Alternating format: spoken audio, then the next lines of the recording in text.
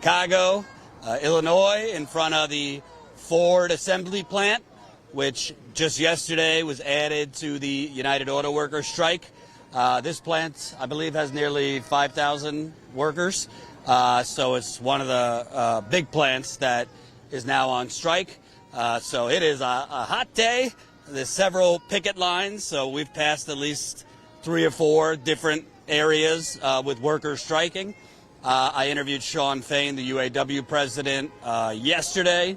We posted that this morning, so that's up on the channel. Said some interesting things, so definitely check that out. So yeah, we're here in Chicago. We wanted to kind of try to get as many different lines as we can, so we came from Michigan over here.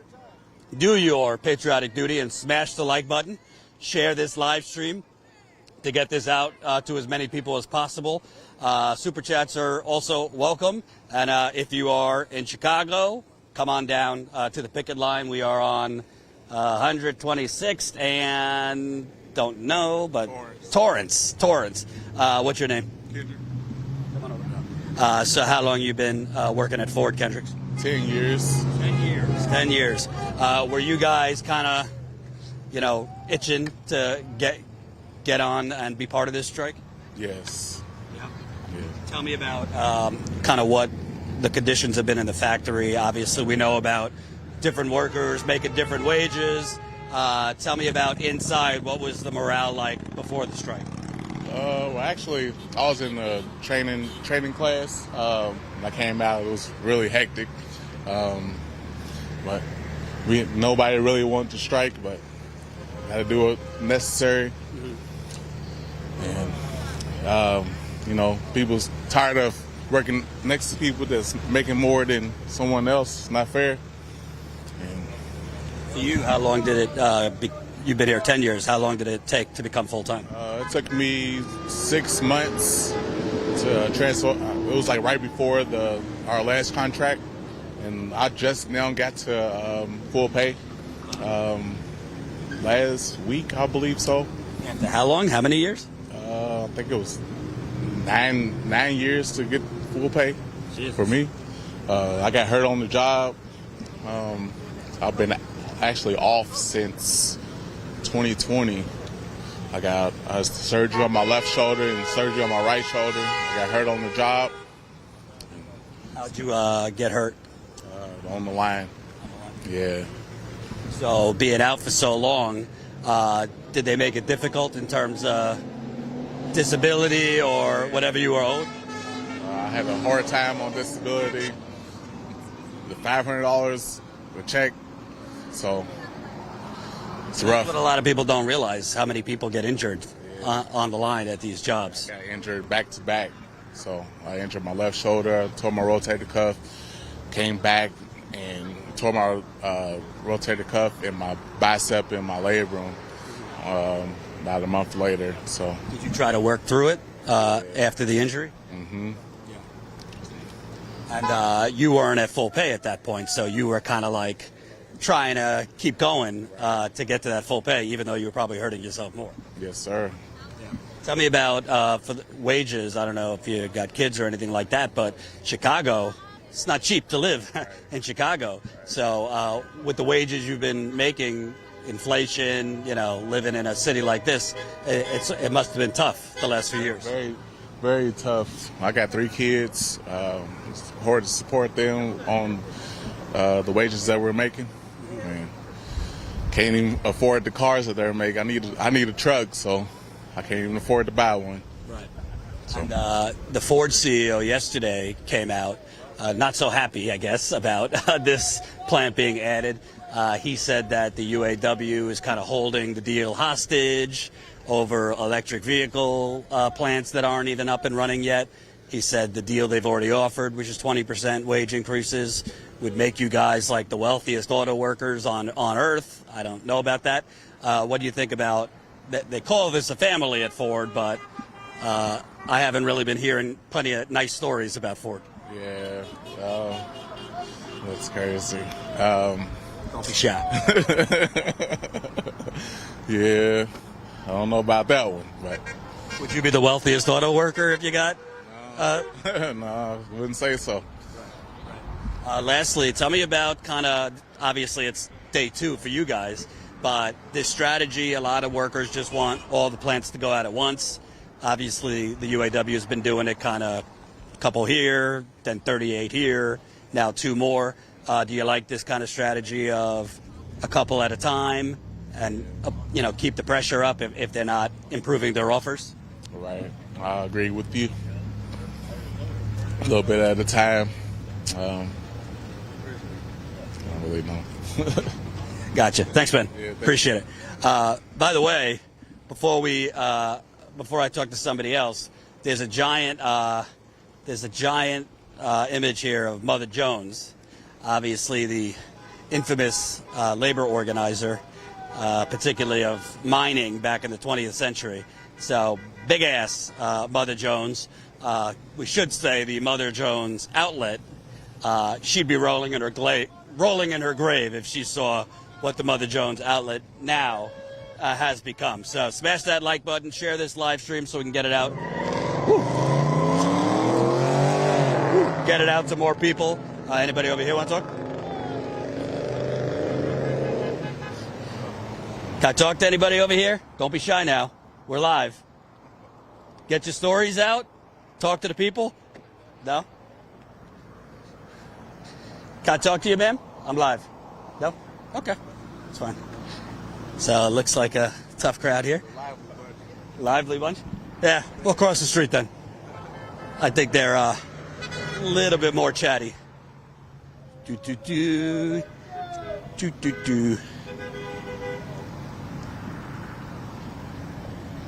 Okay. Let's go, UAW. Hey there. We're live. You guys seem very chatty and energetic. Chatty and energetic. Of course. What's your name? Felicia. Felicia. And you? Mike. Hey, Mike. How long you been working at Ford for? Almost 8 years. 8 years? Yeah. You guys, were you ready to go on strike? Because it seems like... I mean, nobody's ever ready to go on strike, but if it's to get what we want, then yeah, we're for it. Tell me, 8 years, how long did it take you to get to the full pay? I'm still not there. Yeah, so it's kind of a slap in the face. I was supposed to get it 4 years, but they said I hit the deadline too late, so. You were supposed to get it at 4 years. What deadline did you hit too late? That sounds like... them switching it over. And it seems like they make this such a complicated system. yeah, they went from 4 years to 8 years, so they doubled my top base pay. So it was a slap in the face, but I mean, it's a good job. So I feel that we're fighting for what we deserve, and they done took a lot from us. I mean, our union dues went up, and what has our union done for us? Nothing. Do you like the new leadership? Obviously, in most recent years, UAW has not been the best, but obviously seems they're being more aggressive now, being more communicative with the members. What do you think of the current leadership? I mean, I don't know. Tell the truth. Tell them how you feel. Keep it honest. I feel that they could be doing more. Okay. I really do. From like missing days. Back in the day when my mom first started for Ford, it was you missed so many days and it added up to 1. So like 3 days added up to 1. Now it's just like you get 7 AWOLs and you're fired. That doesn't seem fair to me. I mean, stuff happens. They're not lenient with nobody's time. You're talking about Ford. Yes. Yeah. And it's just, I feel that there's so many ways that they could go around about making it better for us. Like, they took away our retirement. We should get that. We're working for nothing. And by the way, I mean, so many people. I just talked to someone yesterday. Their shift is till like 3 in the morning. So They got everybody, like, depending on your last name, is when your shift is. And it's just like, it can be in the middle of the night, it can be crack of dawn, or it could be in the afternoon under the splitting sun right now. But it depends on your last name. And it's not like, oh, I'm doing this to punish you. I get that, but they could switch it up. how many weekend days do you get off a month? Well, I work the weekend, so my days off are Tuesday, Wednesday, Thursday, which it works well for me and my son, but like I say, they can do more. They can do better. Like, we haven't had a Christmas party in about 5 years, and our union dues, we're paying for that. We don't get that no more, and that's not fair to us. Tell me about you. I mean, I just talked to someone, rotator cuff surgeries. I've talked to people, back surgeries. Knees. I've had double foot surgery for hammer toe. And then I had procedures done on the back of my calves, both of them. I need rotator surgery, and I have a ripped bicep. Still working, though. And then... Well, you're probably making it worse having to work through it. Well, yeah, because workman's comp, they're like, well, you got to go see one of our doctors now. Because I had a doctor that couldn't open an MRI disc, and then I had another one that could and showed me the damage. But since there's two different doctors, two different opinions, they want me to go to their doctor that's probably going to tell me, oh, it didn't happen here. And it's not fair. The American healthcare system. Exactly, and it's just like, it's not fair. Like, oh, because I'm not going to medical every day and crying that it hurts, I'm not in pain. It's just like, if it were you. I think that's what a lot of people don't understand, because it's not like a video camera on the line. But I mean, from people I talk to, you got people limping around on the line. A lot of people are just injured, but you got to work because you got to support your family. Bills. You got families to provide for, food, gas. Some people don't live close. They ain't got that luxury. They have to drive anywhere from 40 minutes to maybe 2 hours. And it's not fair. Because there is stuff that happens. Like 2 weeks ago, we had a flood. Some people couldn't make it in, because it was that bad. And they're not lenient about you not coming in or anything. And it's just... Didn't they make them work through a tornado at the plant we were just at? Yeah. They actually held us a couple years ago over a new body. They let the whole rest of the plant go and had us working in ankle-deep poop water. Ankle-deep poop water? It was a sewer line that was hit over there. And they wouldn't call OSHA or nobody. And Ford says you're a family, but they got you in shit. Exactly. And I was actually one of those people, so I'm not fabricating anything.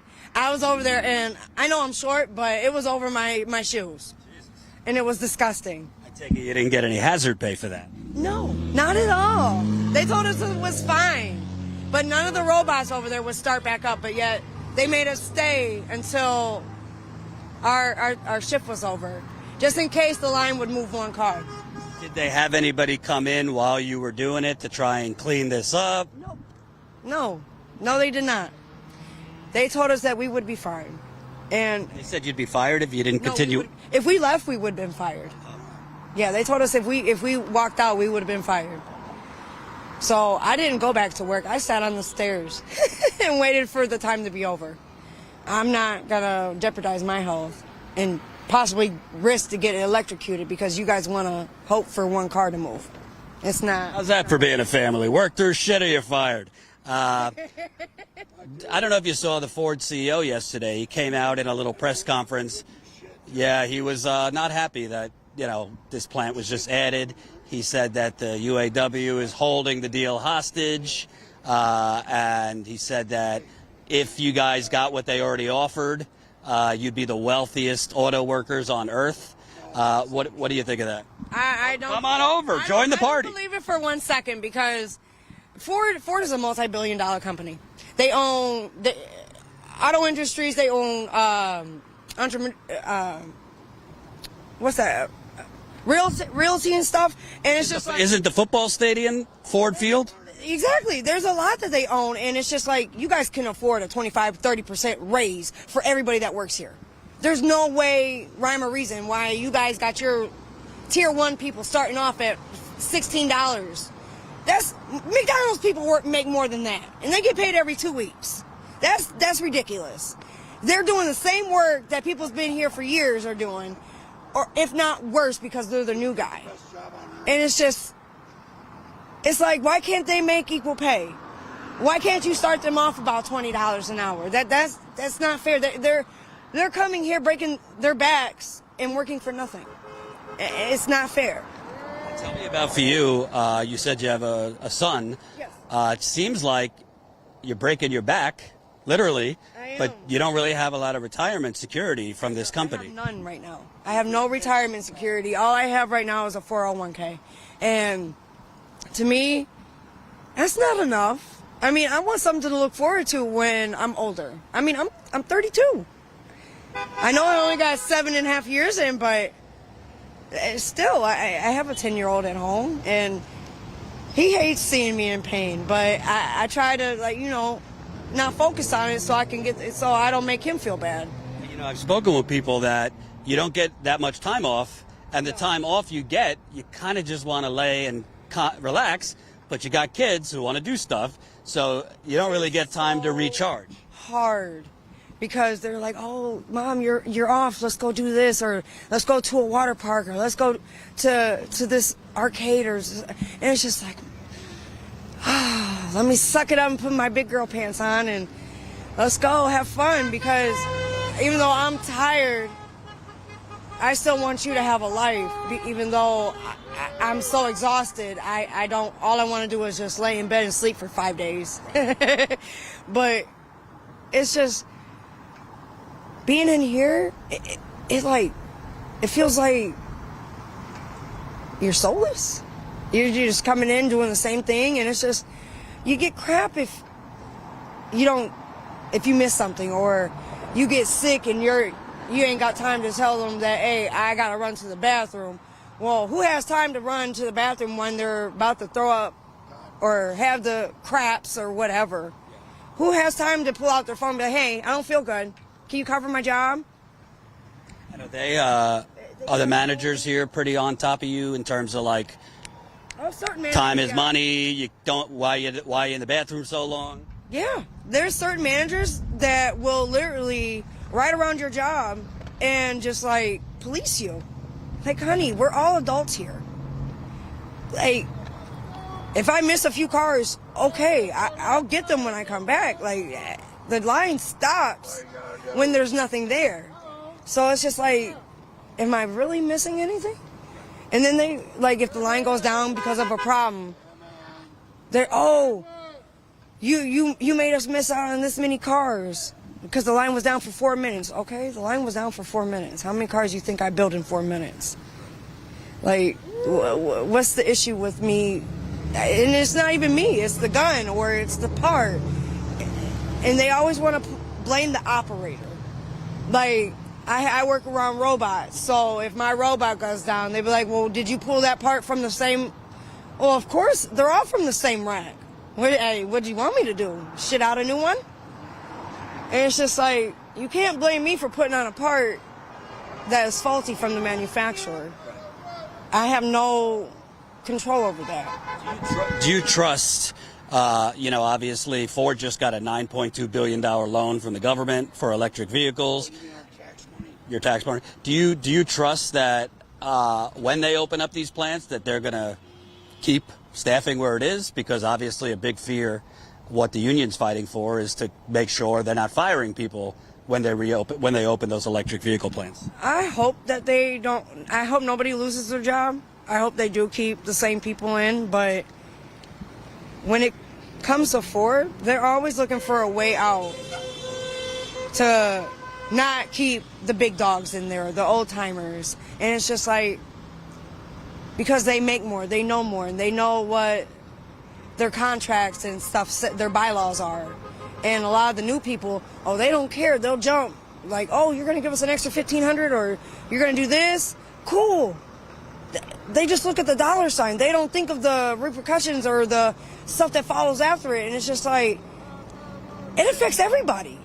And a lot of people, the new people that work here, they don't have families or any other thing. Like, they have another job to go to. Some people, this is their only job. This is their only means of making anything of themselves. And it's just... Sounds like, no pun intended, they treat the older folks like disposable parts. Because the newer people make less. If I can have 20 people making less than 50 people making full pay, I think they would pick the 20 people making less so they can save more money. Right. And that's not right. I mean, I'm all for, new people coming in and getting this opportunity because it is a great job. They have wonderful benefits, and yeah, not many places give out the cost of living and all that other good stuff. Like we do get profit sharing and stuff, and that is wonderful. But if it weren't for us, there would be no Ford.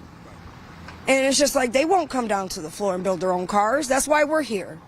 And you guys, they don't respect us. They treat us like crap, and it's just our hours are long. And how many hours a week you working? Over 40. We work 10.7 every day, and it's 5:30 to 4:42. And then like C Crew, we work a split shift, so we work Friday, Saturday days, Sunday, Monday nights. And I mean, it's not a bad shift, but a lot of people can't handle it because they're not used to waking up early in the morning and then staying all day and then getting off Saturday evening and then having to come back in Sunday evening. Like, they find it hard. And I mean, it is stressful because our sleep is everywhere. And then we get off Tuesday morning and it's just like we got to sleep a couple hours so we don't sleep all day away. But then we're still tired. It's also hard to have a life when your shift is that staggered. It is really hard because it's just like Mondays and Tuesdays, it literally kills me because I got to come home, lay down, get up, take my son to school. And then I got to come back and go back to sleep, at least try to. And then it's just like once I'm up, it's hard to go back to sleep, especially during the daytime. Tell me about, you got a son, I don't know if you live in Chicago, but expensive area, and you've had inflation the last few years. Tell me about, has it been a struggle for you? It has. Like, I would have to like calculate, like take all my bills out and then just be like, okay, well, this is what I got left for till next week.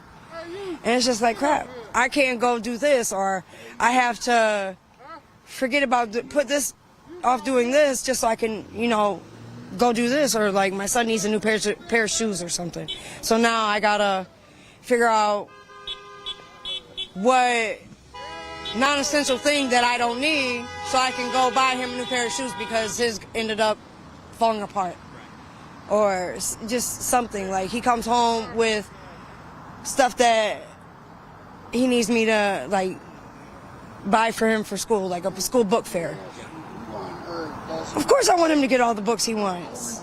And they ain't cheap. Books used to be $5, if not less. Now they're $12, $15, and it's just like the price of food, bills, everything went up, and it's just like, but I want my kid to, to participate in the stuff at school, and it's just like, it's too much, and they don't feel that we're worth a raise. Like, my mom's been here almost 30 years, and since she hit top pay, she's only had a $3 raise. Wow. Yeah. That's 30 years?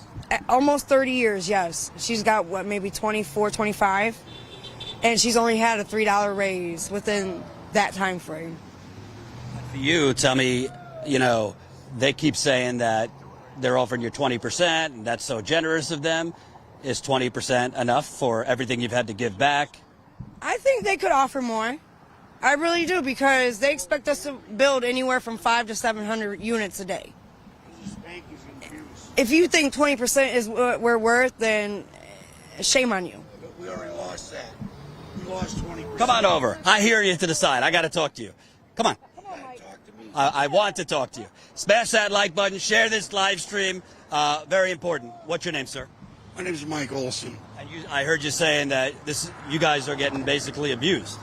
The thing is, what we did is we saved this company. We gave up everything that we had so they didn't have to take the people's money, the taxpayers' dollars. And we did that. Now everything's fine. put it back. Put it back. She's the reason why I work. My children, my wife, everything like that. Give it back. Give it back. And what really I find frustrating is your CEO, he goes on TV, he tries to act like you're all a family and this and that, but then I'm hearing stories of people working in shit and, you know. That's right. No. Mr. Farley's Mr. Farley is probably right when it comes to a family, but it's like an abusive family. You get spankings every day, and you don't do your job, you're gonna get a whipping. How about put it back? It's like the father that steals your what is it? Your sock drawer money? Yeah, your sock drawer money. So well, I gave it to you anyway. I gave it to you anyway, so I'll just take it back. Brother, if you didn't have this money, we'd have made that money. Give it back, Father. And from what I can tell, they're not offering your pension back that they took away over a decade ago. Yeah, they took everything away. A few months ago, I know a guy that was loud, but I know a guy that knew the person that he passed away. He had a seizure, fell and hit his head. Well, he had a seizure on the line? Yeah, and he hit his head. That's what killed him. And they pretty much was saying, oh, no, he didn't die. He's fine. No, I know family members that confirmed that he was dead on the ride to the hospital. And because I relayed that he had passed, my union rep tore into me like I was trying to start something. Union rep tore into you because you were honest that he died there? Because I was honest about him being dead. And I'm just like, hon, wait. Why are you mad at me? That's one of our union brothers that passed away here. Like, we should be grieving right now. He was a young man. He was only 24. Nope. Ford says next. Exactly. There's people that die here all the time, and they don't even stop the line. They just move them over and out the way. My mom's got horror stories she can tell you for days, and it's sickening, but it's a good job. Not many places. Have there been many instances where workers get really sick on the line, pass out, and they just kind of toss them to the side? Where my job is located, I see everybody that goes in and out of this plant, especially on the meat wagon. And it's just, there's numerous people throughout the whole day. Like, I lose count after 8, after I see them ride past. I mean, we have at least maybe 2 ambulances up at the plant when I'm working a night or a day. And it's just like, what is going on with you people? Like, are you not saying? Seems like they won't stop this line if you all get hit by lightning. It doesn't really matter to them. No, I doubt they would. I can talk to you about that. You got hit by lightning? No. A guy had a brain aneurysm, and he fell. And there's a person I know that gave him mouth-to-mouth resuscitation. Keep the line running. A man died on the line. What is more important than that man on the line? Keeping that line running. They said to the guy who was trying to... Yep. Get back on the line. You think I'm kidding? No. I'm not. I don't have to make anything up.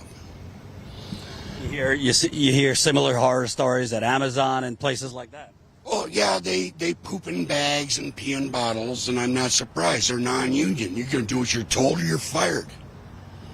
Huh? How about treating people like human beings? You got a guy that just died on the line, somebody that stepped off the line to help him, and the guy dies and says, you know what? You weren't on the line. You missed 5 cars. That's a bunch of crap. We're all human beings. Well, it sounds like most of this stuff that they're saying about being a family is just marketing. they're certainly not treating you that. It depends on what kind of dysfunctional family. Around contract time and voting, and then once that is done, they're like back to that, treating us like trash, like we don't matter.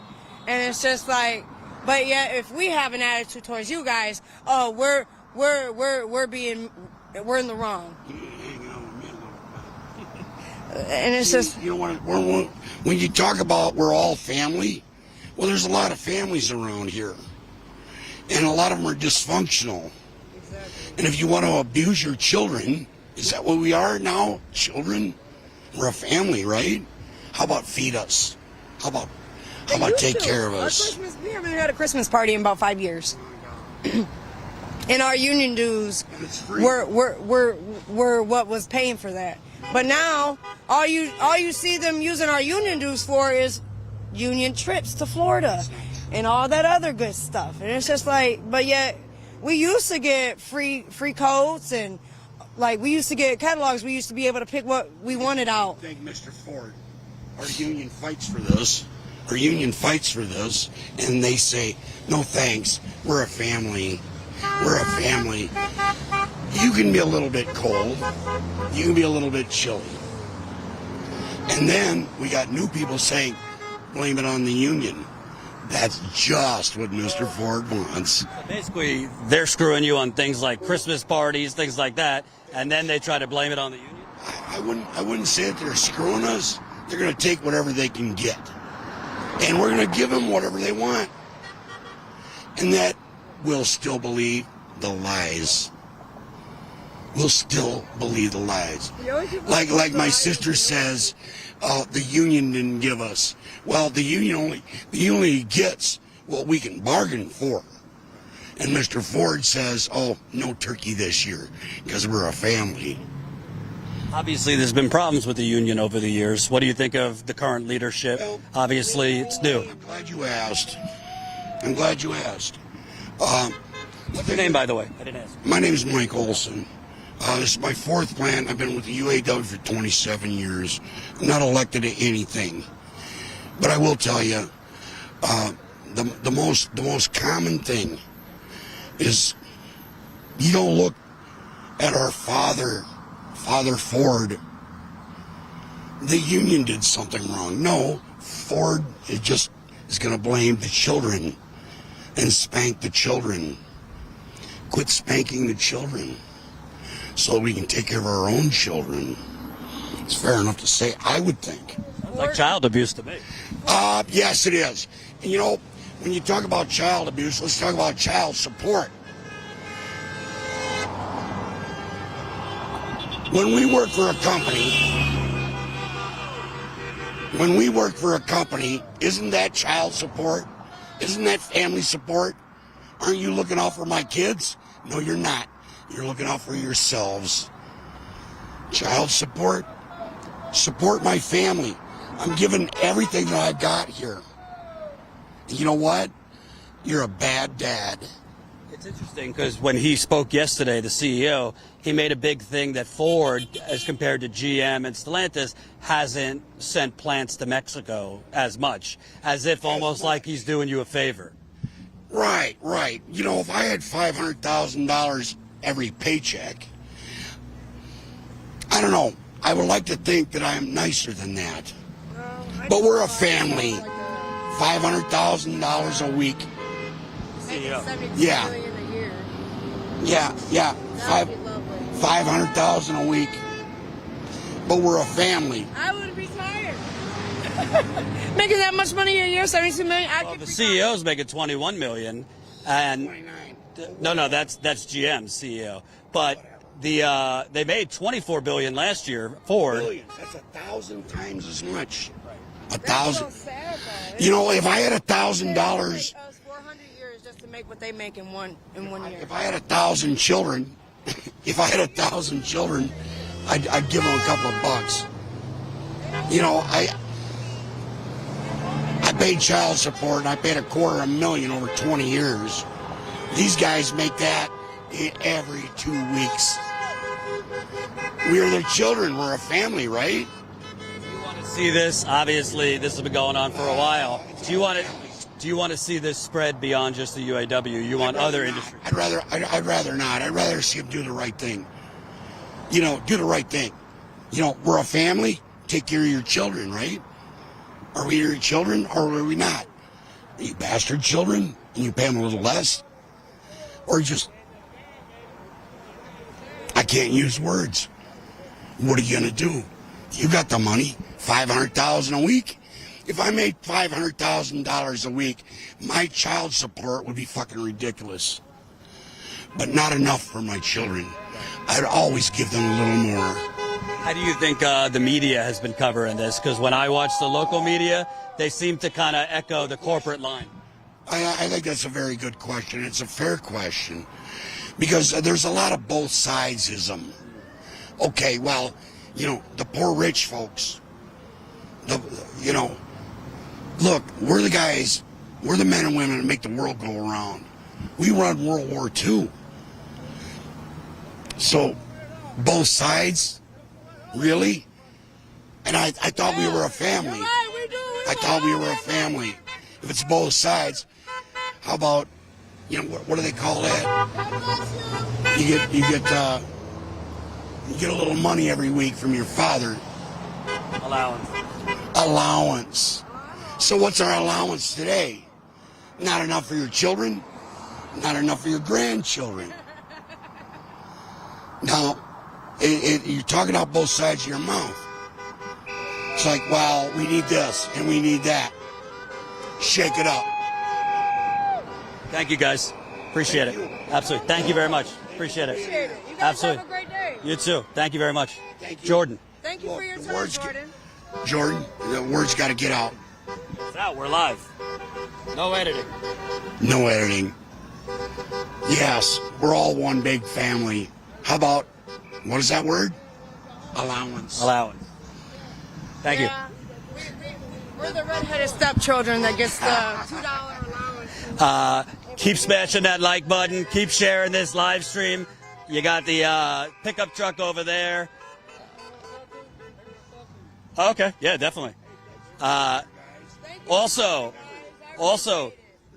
yesterday we got 14 new paid signups. We need to be getting about 15 to 20 new members every day to stay on the road. This is really expensive. This is day 16. As far as I know, we're the only, let me repeat, only outlet, corporate or independent, and we are independent. We got no money from Wall Street, big banks, the fossil fuckers, big pharma, big real estate, Silicon Valley, the military industrial complex. Our funding comes from you. We're in Michigan, we're in Ohio, now we're in Chi-Town. We need you. Sign up, StatusCoup.com/join. It's $5 a month. That's all I'm asking. $5 a month. Join us for $5 a month. We have other plans too. $5, $10 a month. Please support us so we could get these workers' voices out there. Can I talk to you? Come on over. That is our president, Chris Penham. How you doing? Hey, Jordan. Come on over. You are the president of Local 551? Yes, that'd be me. Awesome. So tell me, were you guys really revved up, hoping to get the call to join the strike? Yeah, we were actually disappointed last week we didn't get the call. Okay. Our plan's been ready. You know, we're mobilized, organized, and ready to go at a moment's notice, and we proved that yesterday. This has been a long time coming. We gave up a lot during the recession. Everyone knows that. And they slapped us in the face after they opened our contract, took away the cost of living allowance, and then post-billion-dollar quarterly profits, after they created a tier system and after they took away our cost of living allowance in the recession era. That was almost unbearable, but then fast forward to the pandemic. Now we had union brothers and sisters dying across the U.S. in factories just like this. Again, they slapped us in the face, posting quarterly profits when other businesses across the nation were going out of business. Back to the recession. We gave up everything that we had and to keep Ford afloat. Other companies had to take bailout money. Stellantis, which was Chrysler back then, GM. Ford didn't have to take any bailout money from the taxpayers. They used the hard-earned money and the profits that our auto workers have made. And we've been put down so long, our rights have been eroded. our dignity has been put down into the ground to where, morale's at an all-time low until now. This is our moment to stand up. President Fain is aggressively attacking these companies, and that's what we've always wanted. We want to get back what we feel is ours. We really do. And what we're worth.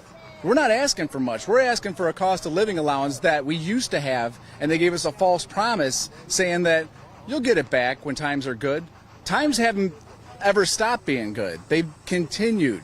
Quarterly billion-dollar profits have not stopped. CEOs keep making in excess of $20 million a year. Bonuses on top of that. Our people are fighting for survival. We have nothing left to give. We can't build the vehicles we build. We can't buy the vehicles we build. Henry Ford started Ford Motor Company with the premise that the auto worker would be able to afford the vehicle and take care of their family, which depends on them. It's so far from that, it's ridiculous. I find this CEO, he's either just lying or doesn't know math. First he said if they gave you what you want, you'd all be making $300,000 a year. I'm not good at math, but that's not true. Then yesterday, I don't know if you heard him in his press conference, he said Ford has thin profit margins. What? Didn't they make $24 billion last year? Exactly. That's a thin profit margin? Can you kind of respond to that? He made it seem like you're barely making a profit. Well, Jim Farley's a comedian. It runs in his family. He's related to Chris Farley, a well-known... I did not know that. Yeah. Wow. Chris Farley. That is R.I.P. Chris Farley, but that's interesting. And everyone loves Chris Farley, and Chris Farley was a union man, part of SAG-AFTRA. The union writers and actors are dealing with the strike right now. The writers came back, but the actors are still out on strike. We support them also. This whole strike is more than the UAW. It's bigger than that. It's about the whole working class for America. And then it goes beyond that. It's the whole working class for the world. The world is watching. We're prepared to sacrifice for however long it takes, but we're not going to settle for anything less. These people around me, my brothers and sisters, my union brothers and sisters, are worth more than that. Their families are worth more than that. And we're not... Talk about it, because I was just talking to her. I've heard this elsewhere too, but I mean, people passing out on the line, and the managers are just pushing them aside, telling people, keep working. People dying on the line, keep the line going.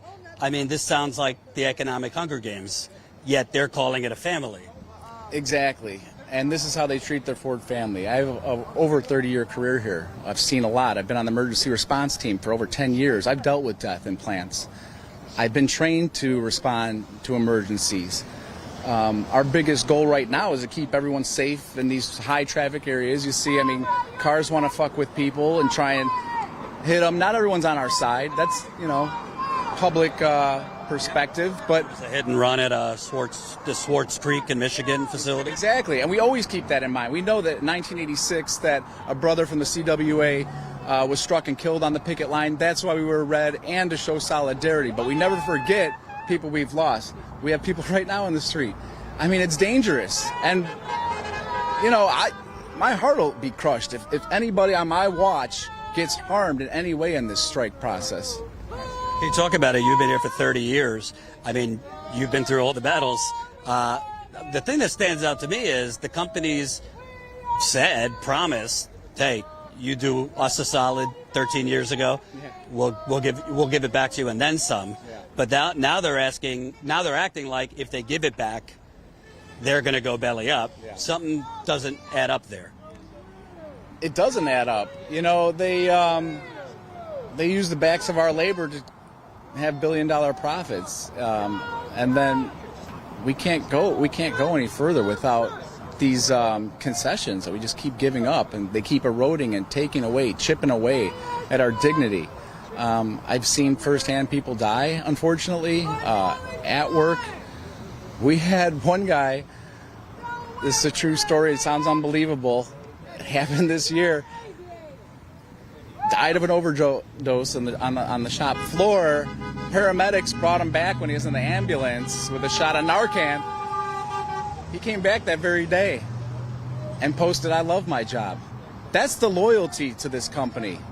And that's where family does come in, because we are all family. But Ford wants to shit on that family motto. They want to shit on quality. They got cars going up and down that they're trying to scramble and move to different lots, so we shift strike positions with that. You know what that does to quality? It suffers for the customer. They're damaging our cars by this scab work. And here you make the Ford Explorer, the police model.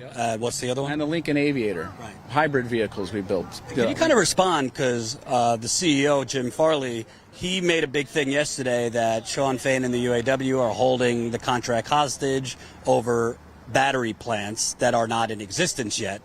My understanding is the UAW leadership is holding firm that when those plants come online, that workers are not fired, because obviously they can do battery and electric with less manpower. Can you kind of talk about why it's so important to protect job security along with the electric transition? Well, it's very important. We're in a transition already by building hybrid vehicles, but the thing is, we have a Rivian plant in Southern Illinois and we have a Lions plant in Southern Illinois. We're actively trying to organize them right now. They operate with about as many people as we have. So the electric vehicle cutting jobs, we have yet to see that. We had a retooling process of $900 million recently here at Chicago Assembly Plant.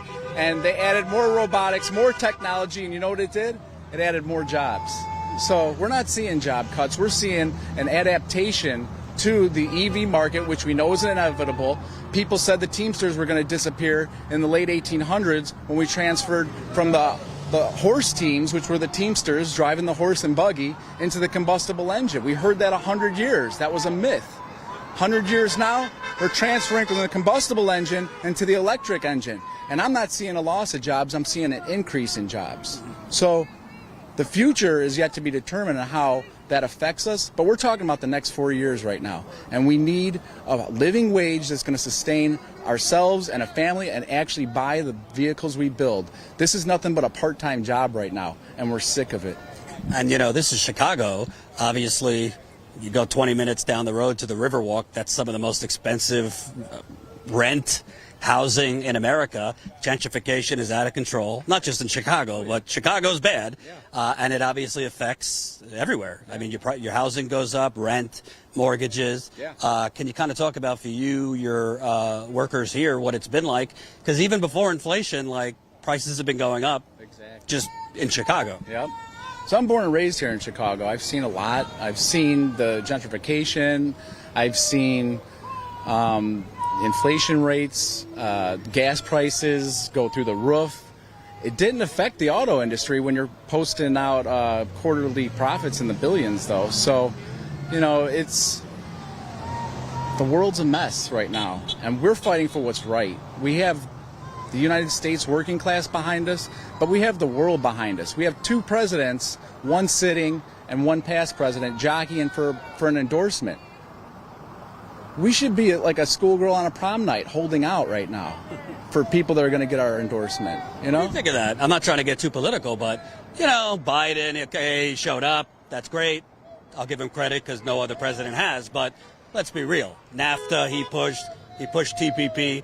Trump hasn't paid a lot of his workers for 40 years. Yeah. So you got a lot of politicians that around election time want to be, Union Joe. Oh, yeah. But the rest of the time, they're signing these trade deals that screw you. Yeah. Biden walked away from a minimum wage, which would have helped everybody. Tell me, do you think politicians in general are doing enough around the clock to support unions? We see a lot of smoke and mirrors. I'll tell you that. It's politics. And I'm heavily involved in politics. We need credible politicians, I don't care if it's a Republican or Democrat, that are going to do the right thing. And that's invest in American jobs and help us sustain the American dream. We've been operating for over 100 years in Chicago building cars. Our 100-year anniversary is next year for Chicago Assembly specifically. What we want to do is get a tentative agreement and continue the relationship that the union has with Ford for a whole nother 100 years and building whatever comes next, spaceships, I don't know. But, we're going to adapt no matter what. And right now, we need a living wage, and this is our time to stand up. I think it's also something that I've heard from GM workers, Ford, Stellantis. But if you look back, like Henry Ford's opening principle was, I want my workers to drive the cars. Exactly. I want my workers to be able to afford the cars. I don't talk to any workers that can afford these cars. Yesterday in Lansing, I was talking to one worker. She was sitting in her car. She's like, by the way, this is used. That's the only way I can afford it. Yeah. That's a problem. It is. If you're calling yourself a family, but it's out of sight to drive the vehicles you're making. It really is out of sight. It's like dangling a carrot. You see the cars and vehicles every day. They're in excess of 60 to 100 grand, the ones we build. It's like dangling a carrot. It gets pulled away from when you think you're getting some overtime and you can buy it. But then you got to put food on the table, which isn't cheap. You got to pay rent, which isn't cheap. Mortgages keep going up. Inflation pushes us to the brink. Gas prices are going. I could go on and on. But I'm not preaching to the choir. The U.S. population, the public have had enough, and we're going to give them something to believe in, and that's the American dream. We are fighting to create American jobs. I don't want to hear that myth that because we get paid higher wages that we're going to be increasing the cost of the vehicle. Right now, as it stands, labor costs are only 5% of the vehicle. They jacked up the price of the vehicle over the last 3 years, and they kept you at what, a 5%? Yeah, I mean, if you do the math, it goes backwards. I started in '93. It just doesn't add up anymore, man. We're going backwards in wages. They give us some lump sum bullshit, chump change, I call it. They don't want that cost of living allowance because they know the math adds up. Pennies on the dollar. Let me ask you, obviously, your leadership, so I'm not asking you to speak out of turn, but there's obviously a big part of the workforce that wants to see all the plants go on strike. Maximum hurt the companies, not to put them out of business, but so that they'll move further if every plant is out of business. Do you want this approach to continue, which is kind of, slowly but surely, or do you think at some point, if they're not considerably moving, it's time for everyone to go out? Well, my opinion is slowly but surely. Every week you keep them guessing with the guerrilla warfare tactics that Shawn Fain has put in place. Our membership likes it, but I am hearing the sentiment amongst the membership that we should all go out. And I say to them, keep in mind our strike fund, okay? Because Ford knows what our strike fund is. GM knows what our strike fund is. Stellantis know the numbers, and they know it'll drain in a matter of seconds if we all go out. So we're going to... About, what, $825 million? Around there. I mean, now that we're on the lines with our other brothers and sisters, it's getting drained, but we have people at work that are putting back into it too. So we're trying to hold strong on that, but it's a numbers game. And it's also the first time you've been on strike against all three. So if you go on strike against all three at every single plant, I'm not good at math, but you can't really keep it going for that long. No. $825 million is a lot, but $500 a week per 150,000 workers, you'll drain that quickly. Yeah, they were guesstimating 11 weeks, but, could go faster. And that gets really scary when you have people that are trying to survive, not on a full wage because they're on strike now, but $500 a week. You take $500 a week, times get desperate. We're already desperate enough. The shit's getting real, especially here in Chicago. Last question. You kind of spoke about broader than just this. My viewers, a lot of people want a general strike in this country. I know it's not going to happen overnight, but I mean, this is America. I call it the United Corporations of America. I don't even think we have a government. We just have a multi-trillion-dollar corporate conglomerate, and they're all bribes. You could say Republicans are worse on this, Democrats are worse on this, but they're all taking money, and Ford buys them off, GM buys them off. Exactly. So at the end of the day, I'm not saying people shouldn't vote, but do you want to see this kind of spread? We've seen Amazon try to unionize and win. They won in Staten Island, Starbucks. Blue Cross is on strike now. We've seen Frito-Lay and cannabis industry. Exactly. It's no odd coincidence that income inequality skyrocketed as the battering ram to the unions began. Yeah. Great point. I mean, it's, there's a higher consciousness going on amongst the younger people all the way to our grandparents. They see it. The corporations see it too, because it's coming. We're all organized. They want to keep us separate. They want to keep us on our phones, staring down, at a blank screen that fills them with emotion because they're getting some likes. What we're doing is organizing in solidarity, talking to people. You're going across the country hearing the real stories of these American workers. We are the American dream. And somehow with technology, there's a gap. And that's how to communicate one-on-one. That's a big problem for our little kids growing up. That's something to deal with in the future.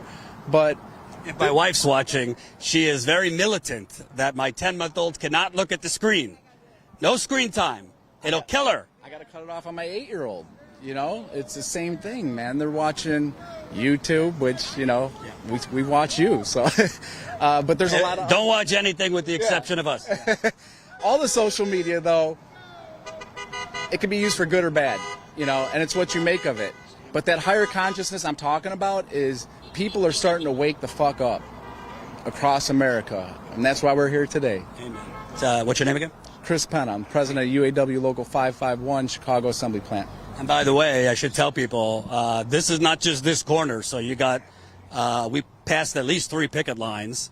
Today is day 1, so I'm sure we'll get bigger. You got almost 5,000 workers here? We got over 500. We got 5,500 active. That number goes up with retirees, our amalgamated units, which upfit the police units. We already shut them down. And then our janitorial service, they're out with us too. And I should have asked. This is a pretty big moneymaker for Ford. Yeah, it is. It definitely is. We put an injunction letter on the Teamsters to stop delivering our products. That's in effect now. We've had major support from all the union leaders, the Chicago Federation of Labor, all our politicians, our local ones, all the way up. Even the corrupt Chicago politicians are helping. Exactly. There you go. Exactly. Well, we got Northwest Indiana too, so you know we're close to the border. So we got Indiana politicians. We got a great shout out from Congressman Mervan in the halls of Congress. He gave 551 a shout out. What about Dickie Durbin? Dickie Durbin did a showing in Bolingbrook parts plants. I think it was for GM. Okay. Last week, and you know it's not and wait for the cameras, and you know we see through that bullshit too. So whatever. It's what are you going to do for us in the government? And you know NAFTA was a problem, TPP was a problem. That's you know. Well, I also think it's a problem when they're loaning Ford $9.2 billion with no strings attached. Exactly. There's no like, hey, you got to keep wages at here. You got to bring back pensions. It's no just accountability. We had a false promise in 08-09 that when times were good, we get the cost of living allowance back, and we're still waiting. And well, that's they say that part of their offer is the cost of living, but we haven't seen it yet. Yeah, we're still waiting. So it's, you know, what are these politicians going to do to pass some actual bills that help out the American worker? Biden, you know, likes to talk about his dad, and you know, my dad has said about dignity. Yeah. Yet the PRO Act, he did not push the PRO Act, which would have been a big win for labor. It would have. And, you know, next year when we vote, I hope our auto workers and other like-minded individuals across the country remember that. Who's doing the work for us in the government? And we're not seeing it on either side. I'm sorry to say that, but it's the truth. Thank you, man. I appreciate it. Absolutely. Keep it up. So that's the president of the local union here. Smash the like button. Let me, one second. I gotta see what I've missed here. 222. All right. How many people we got watching? It is hot. Let me tell you. It is hot out. 222. All right. 500 people watching. Smash that like button. Share this live stream so we can get it out to more people. The more people that press like, the more people that will see this very live stream. Please support us as a member if you can. Like I said, membership is the only way we could stay out on the road. It's very expensive to continue reporting on the ground. So please support us if you can. New member Richard signed up a little bit earlier. I think we got 5 or 6 yesterday, but we need to get more members. Let me read super chats and donations we've gotten in. All right, $15 from Paul. Thanks, Jordan, John, and Tina. The revolution won't be televised, but it will be on Status Coup. $10 from Belinda on Social Security. Wish it could be more. Thank you for all you do. Thank you so much, Belinda. I really appreciate it. $100 from Robert. Holy cow.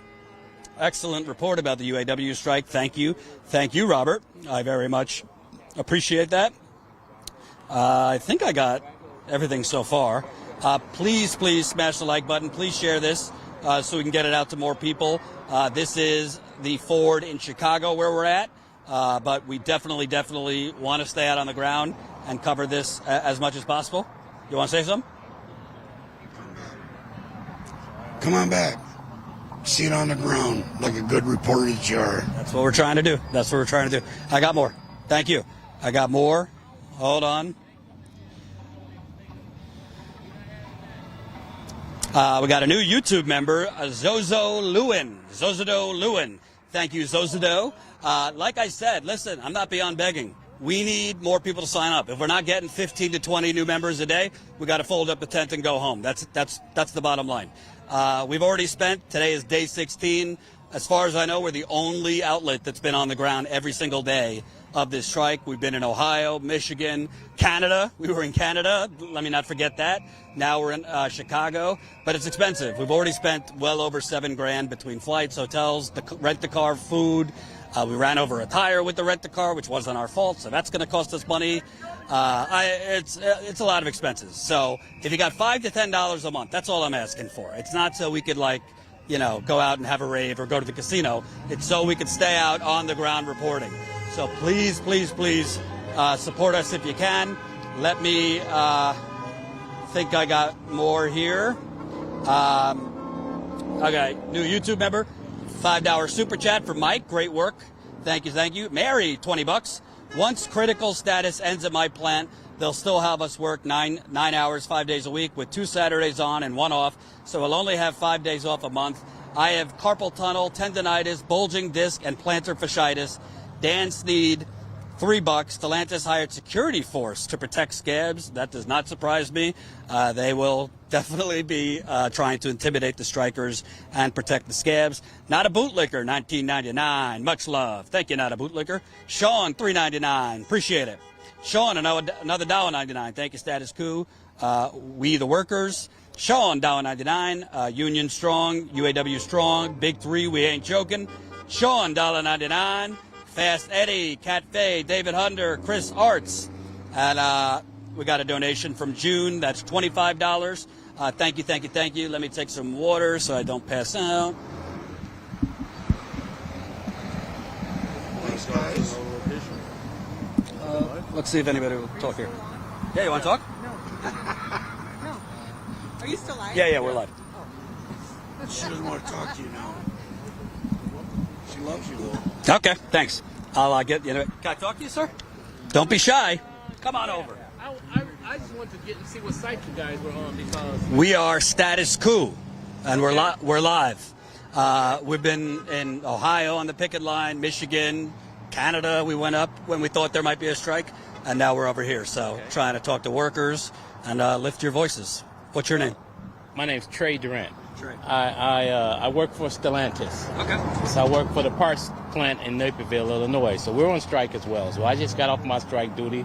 I know the president. You're strike hopping. I'm strike hopping. There you go. So I did mine. I know the president, Chris Penna, here. So I've been knowing him for a few years. When they announced those guys were going out, after I got done over there at my plant earlier today, I said, let me go down here and hang out with the four guys, you know, because we're all in the same boat. Yeah. We union, we stick together, we fight together, we stand together. Tell me, Stellantis, obviously at the last minute yesterday, apparently sweetened their offer, so they didn't go out on strike against others. But what do you think so far? I mean, it seems like Stellantis, like GM, has been pretty stubborn. They have been. Yeah. And that's why it's been showing. I like President Fain's strategy. And I think, which I really like and I think was really cool, is that he's getting so much from this company, and then he'd go to the other company and get the things that they didn't give. He's getting it here, and then he's going to the other company, and then he's getting it there. To me, he's creating the perfect contract. He's going to create, to me, the perfect tentative agreement, ship it to all three of them, and say, this is what we got going on. I think the beauty of trying to pit one company against the other is it doesn't really matter what he agrees to. he needs to get you, the members, to agree to it. So why would Stellantis workers agree to a contract if the GM or Ford workers are getting better than them? That's correct. So that's why again, I'm gonna go here. I like what you got. I'm gonna go here. Hey, they gave me that. You got to give me this.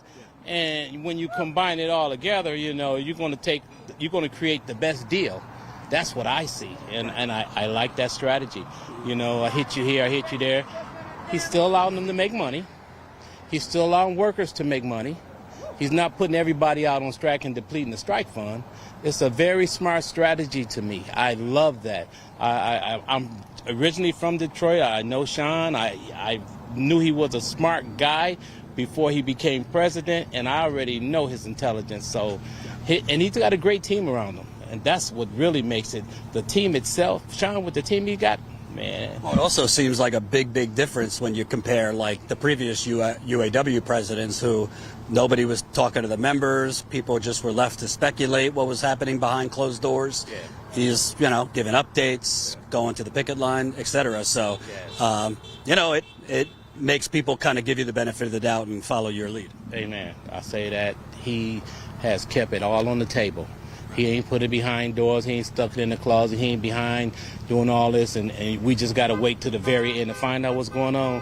Nah. It's the beauty of social media, and he has stood up and says, I'm not going to do that. Those days are over with, and they should be. I don't know how long he's going to stay in office. That's what's up right there. I don't know how long he stays in office, but I say this. Anybody that comes behind him, they better continue what we're doing now. They better keep it on the table. They better keep it open for the membership to see.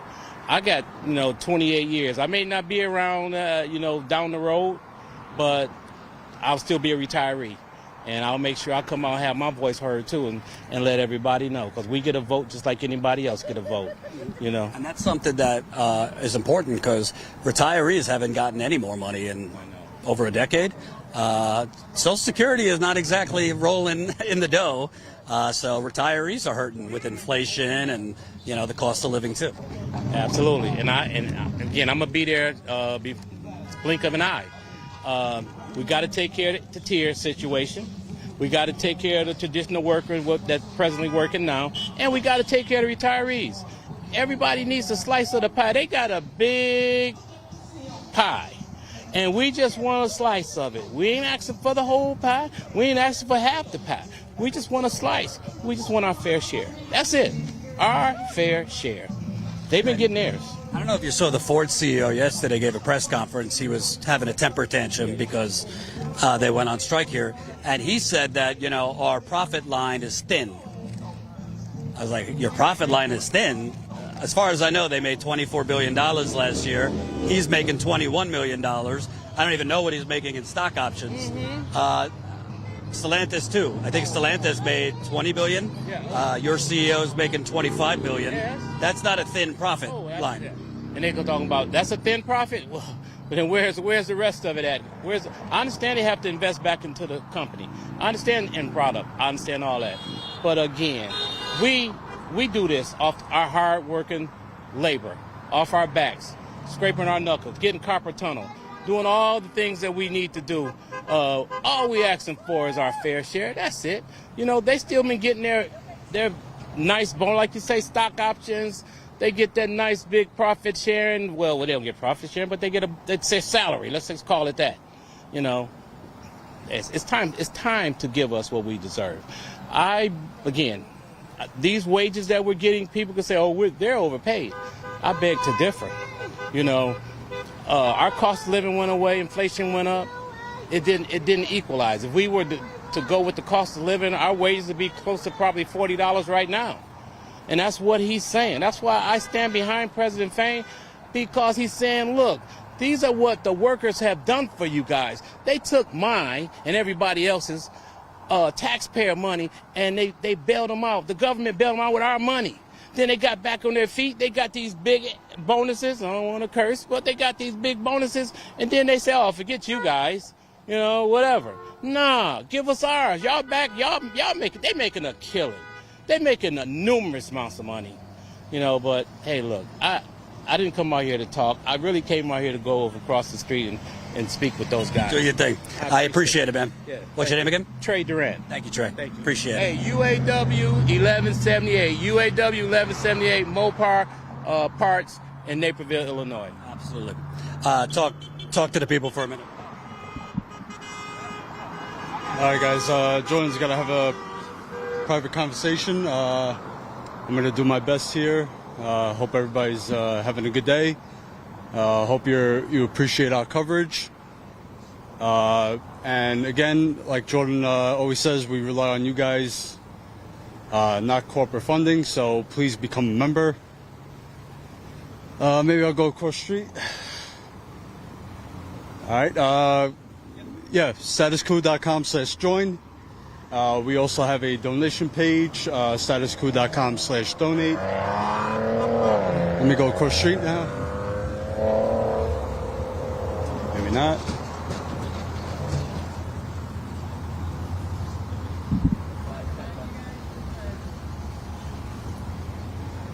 Are you guys out here in support? Yeah. Do you want to just tell me why you came out here today? For Jordan. Jordan knows. Oh, you know Jordan? Oh, okay. All right, cool. We'll talk to you after. Yeah, we're still live. That's all right. We'll come back and talk to you after. Status Coup. Status Coup. Status Coup. Yeah. If you haven't already hit the like button, please do. Smash that like button, share the stream. There's not many people out here right now. I guess they have a shift change.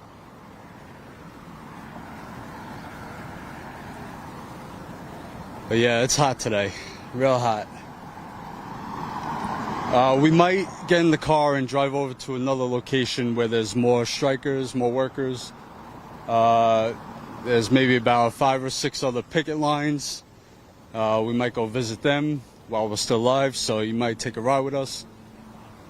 I'm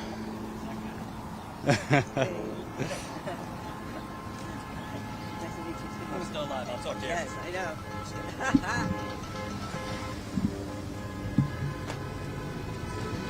1, 2. Smash the like button. Share this live stream so we can get it out to more people. 2, 2, 2.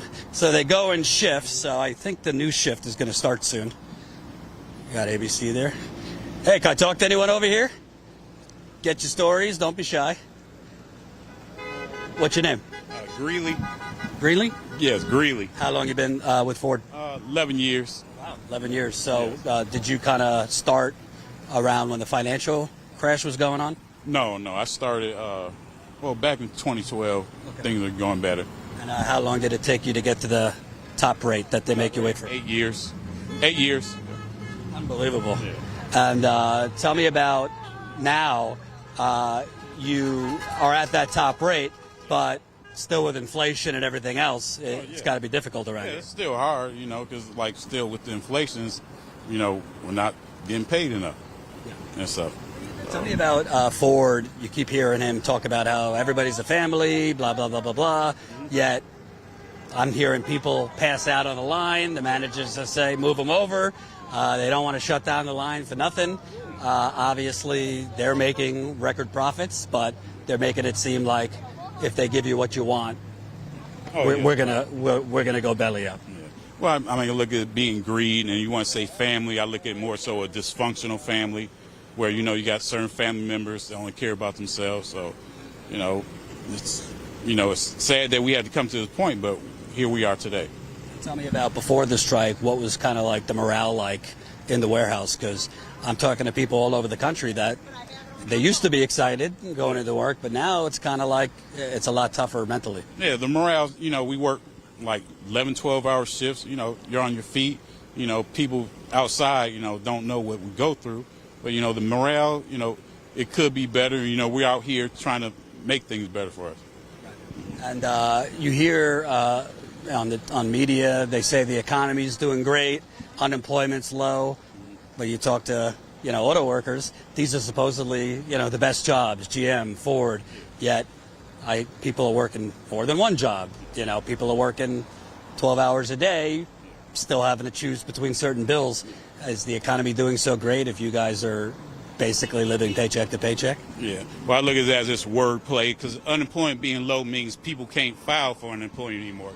You got so long to get unemployment benefits, so if people can't get benefits anymore for unemployment office, yeah, of course the number is going to change. But as far as jobs hiring, that's different. You can talk about unemployment, but you want to talk about jobs hiring and people being able to have a fair wage. And for you, tell me about, obviously you've been here 11 years, but as of now, you don't really have a lot of retirement security from Ford, and they're kicking and screaming, not wanting to give pensions or anything like that. Yes. It's sad that, this society, here in America, pensions, you don't have too many companies where you get a pension, and Ford is one of those.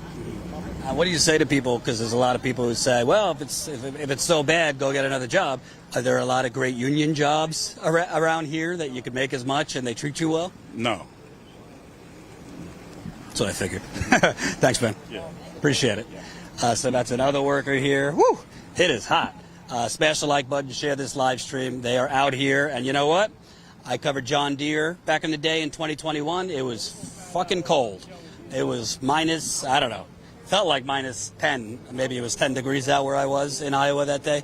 And here, it's pretty hot. But they're out here. They're not like on vacation. They're out here holding signs all day in shifts. And this strike could go on for a while. I mean, today's day 16, so you're over 2 weeks. They're dealing with 3 companies, so it's not as simple as just negotiating with one company. Even if they reach a deal with Ford, let's say, it could take another couple weeks to reach a deal with another. And you got to reach a deal with all 3.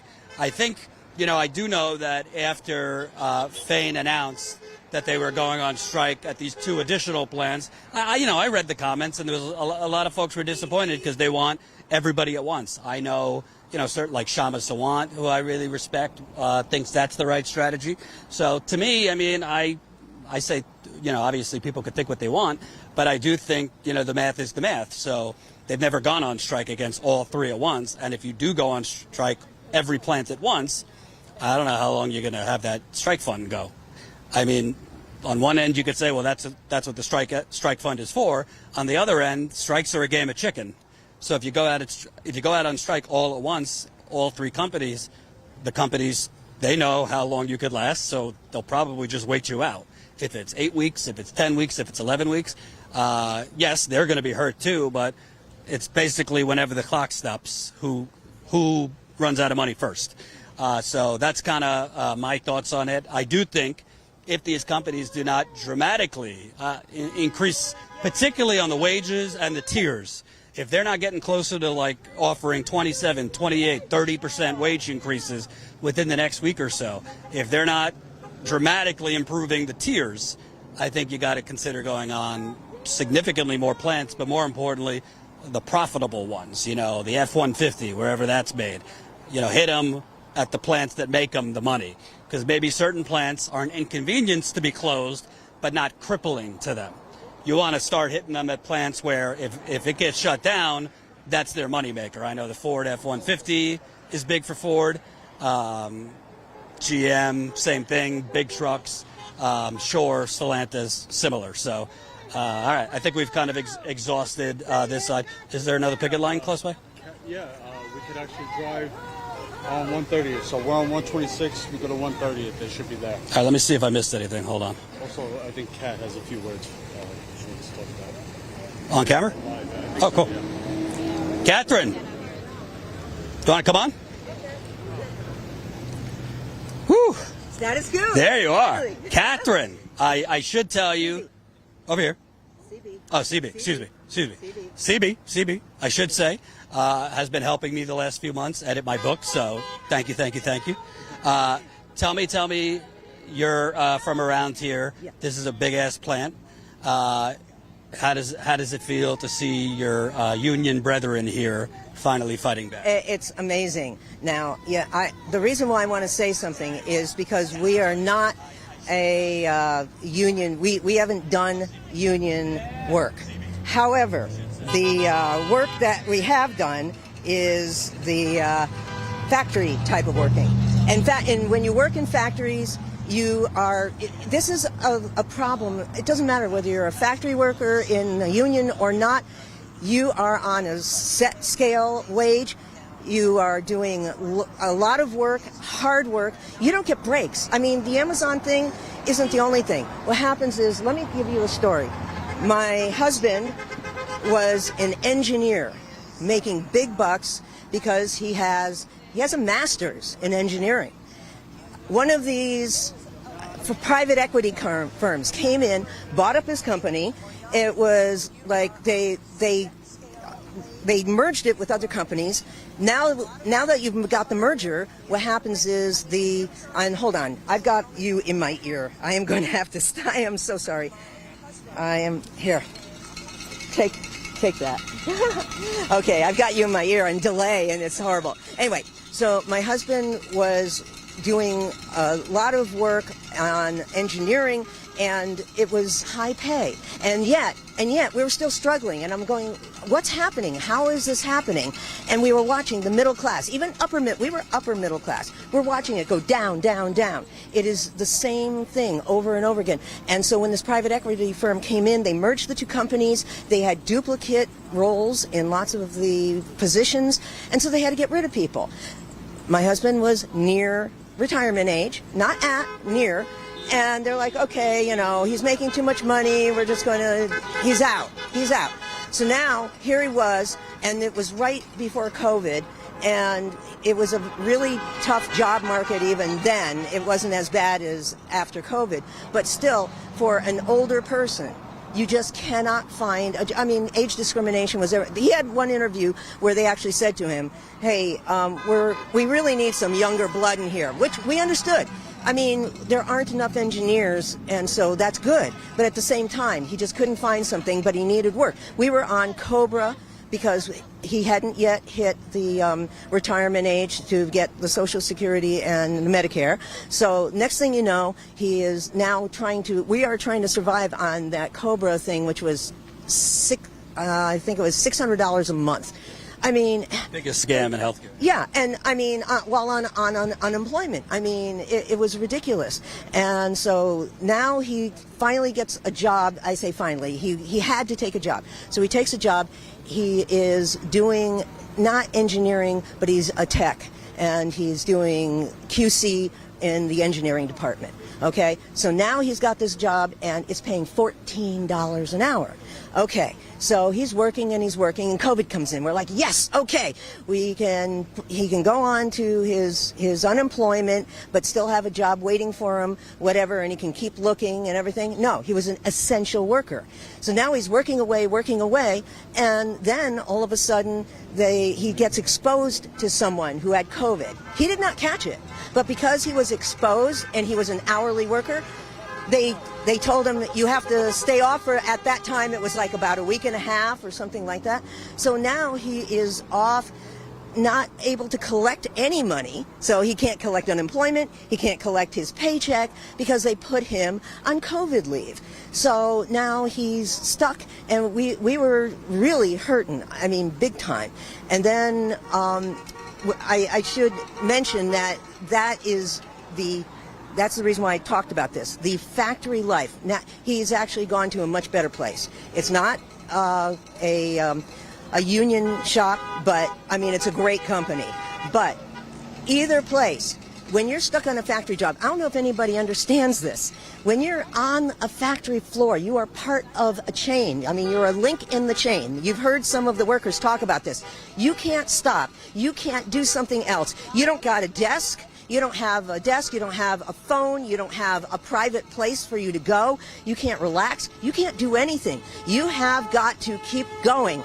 And if, for instance, how many of us have at any time been in a situation where you have had a problem with a payment you've made, with your medical bills, with something going on that you got to get on the phone and talk to one of these crazy companies where, you know, you go and talk to 5 million people in the company and they can't solve your problem. You got to keep talking, Well, you're on the phone for what, half an hour or more just trying to figure it out? Well, on a factory job, they often these days are only giving you half an hour for lunch. Well, okay, you don't have a desk, you don't have a phone, you don't have anything, so now you got to walk out to your car in the parking lot and make the calls. I mean, if you have a partner, you know, whether it be, you know, a male or female, a partner at home who can do that for you. If you don't have that, or if your partner, if you're not making enough money, if your partner is working full-time too, who is going to get on the phone? Who's going to work out these problems? This is a major issue, and factory workers have it hard. I don't care what anybody says. Even if they're just moving parts from the shelf to another place, they cannot stop. They cannot do anything else. They are stuck, and they're stuck until they're told okay. And then every quarter, every time there is any incident of anything with the company, it's like, oh, well, we got to do overtime. So now you've got mandatory overtime on the weekends, just like these people are saying. It doesn't matter whether you're union, non-union. So if you are non-union, but you understand what I'm talking about, and I bet you do, then you should understand that this is something that is really important. And considering that the UAW sets the stage for the rest of the country, they have got to set the stage for us with this kind of a contract, and that will help all factory workers. This is a thing for all people, and that's that thing I wanted to talk about. Meaning, the better the contract for UAW, the better for other, not just unions, but other workers. That's correct, yeah, because again, the UAW sets the stage. They are sort of the epitome of the factory worker. People look up to them, people follow them. I mean, even though the big three are not a big deal anymore like they used to be, the big three is still it's still the place where people look to as an ideal job or ideal career. I mean, you can make a career out of it. Look at the time these people have spent at the big three. And the big three is something, the car industry still drives a lot of America, no matter what anybody says. I mean, right now, Ford, I had 2 Mustangs in my life, and I had a 67 and a 73. I love Mustangs, and they've got a dark horse coming out. I can't even afford that one, but they've got this just awesome car. And they are supposed to be bringing that. I don't know if it's actually out yet at the dealers, but if these stoppages get in the way of them being able to introduce that car, that's a big deal because they have competition. They have competition from Japan. Toyota and Honda have some major cars performance cars that have come out, and there's a lot of competition for the average middle class for those cars. And the Mustang is the heart of Ford. And so if they can't get this car out, they're going to have a lot of people who are going, hey, you know, make the deal. We want our cars. And also, I should say, you're not a car worker, but you're here. Yes. And Shawn Fain said, we want everybody come to the picket line, even if you could only come for a half hour, an hour. Show solidarity. Of course, honking is great, but if you can come out, as long as you come in peace, we don't need any rascals. Come out. You know, these people are out here all day. It's hot out, so support them. Thank you, CB. Well, I would like to bring up a couple more things, if that's possible. Okay. One of them was the Farley, who is talking EVs. CEO of Ford. The CEO of Ford. And he's talking EVs, and he's acting like, okay, there's no factories, there's nothing. But, you know, if we are planning on having an EV industry, does that mean Ford's going to go, oh, well, I guess we will wait a little bit longer, or maybe we shouldn't bother with the EVs? No. I mean, even if, all right, after they got $9.2 billion from the federal government, they better not drag their feet. That's the point. We now know from that particular loan that the government is on their ass to go ahead and get this moving, and they're not going to not move. So you have to plan. I mean, if the workers are left behind because of this, it's horrible. The workers, they can't wait until the factory's already up and running. They're going to be another Tesla. That's what they want to do. They want to be another Tesla. Why be another Tesla if you can actually get them made by good workers? And Tesla's eventually going to feel the pain. You know, they've been in control. They have the market cornered. But Ford has already proven itself to be a monster in development. We know they've had issues, they've had problems, but the fact is, we know that their engineers are great. So they are going to come out with great EVs. And it's going to change. And the workers not being there, and it's going to have to be, those EVs have to be included. I'm sorry. They really have to be. And I'm trying to remember I had my list. I had my list of things to talk about. We got the list. Yeah. We got through EVs. We got through EVs. Here. I'm sorry. Smash that like button, share the live stream so we can get it out to more people. I'm schwitzing out here in Chicago, Illinois. It's the last day of September. We've been on the road for 16 days. As far as I know, the only outlet, corporate or independent. The local media likes to come. They're usually here for 10 minutes. They talk to one worker, then they cut it down. Cut down what they said for 20 seconds, they put it on the nightly news, and then the anchors regurgitate what the companies say. Oh, this is going to hurt the consumer. Oh, this is going to hurt the economy. We're here usually live for an hour or two. So, there you go. Oh, there's the Ford Union truck, as you can see. Is that their new line? What else were you going to say? Okay, I was going to talk about in my brain because of the Ford truck, I was going to talk about destruction of community. One of the things that how this affects everybody.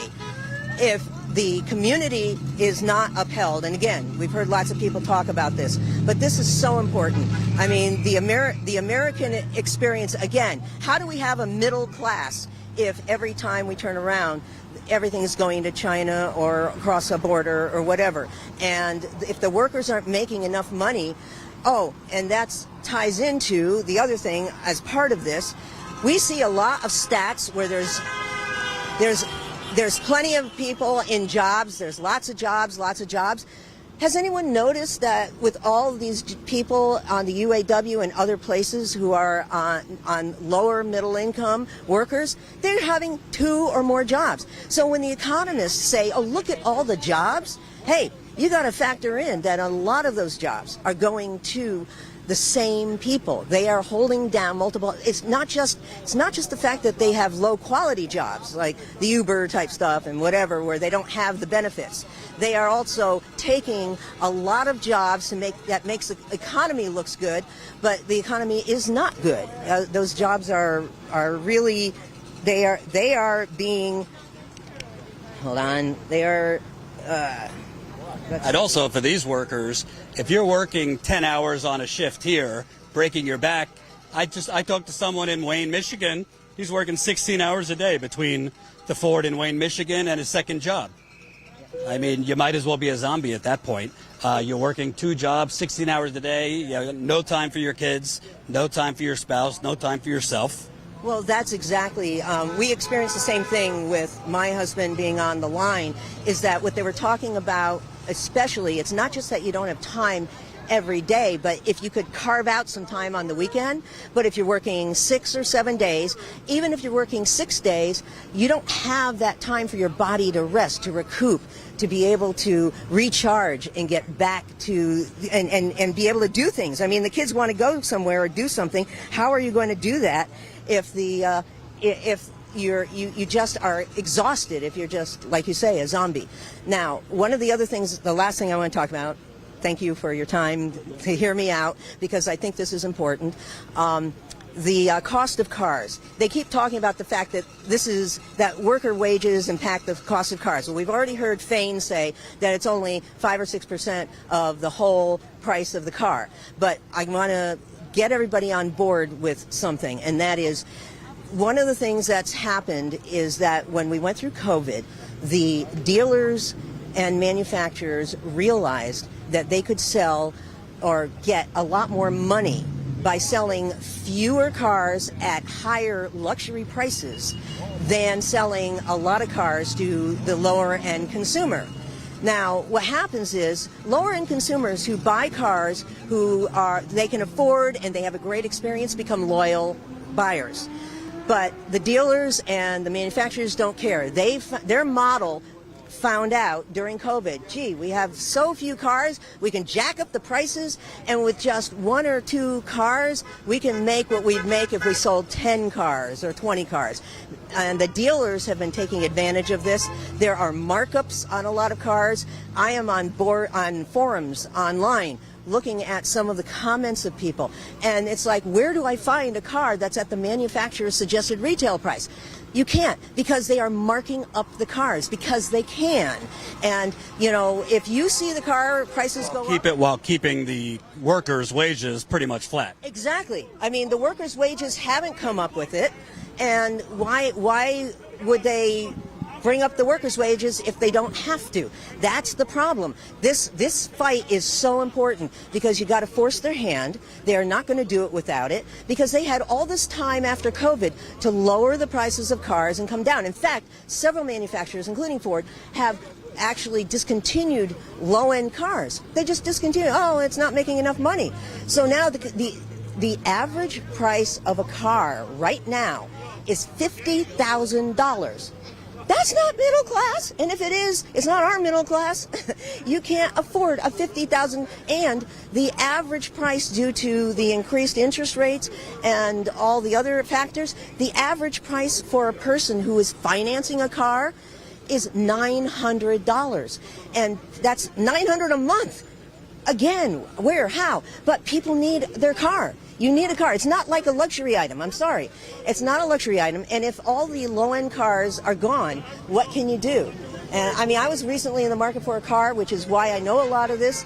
And I found one of the few cars that was a low-end car. Sadly, it's not a U.S. car for that reason. The U.S. manufacturers don't want to give us cars. I mean, these SUVs and trucks, they go, lots of them, and I'm sure some of you own them or know about people who do, they go $80,000 to $100,000 for a pickup.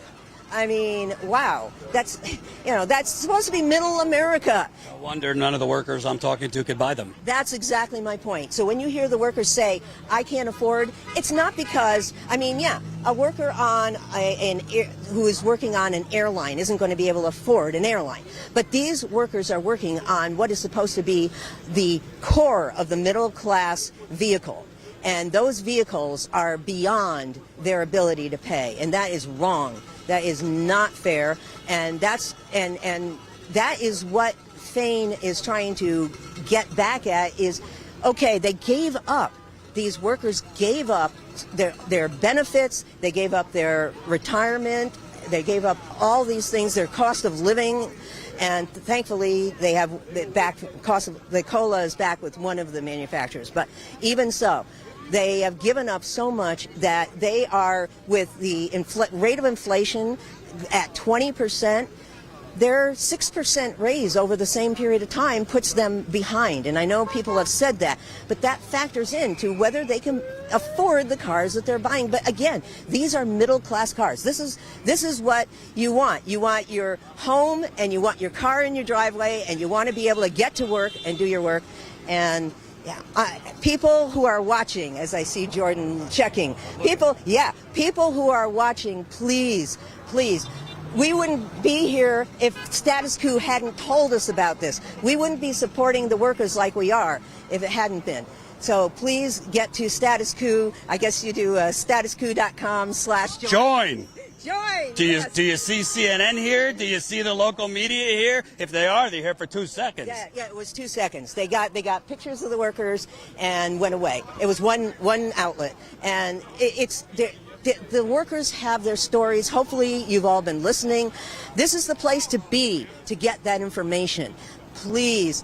hear what the workers are saying. Spread the word. That's the main thing. Spread the word, not just about Status Coup, but of the videos, of the interviews that Status Coup is doing. Because you're going to hear things that are false. You're going to hear things that are pushed by the mainstream media.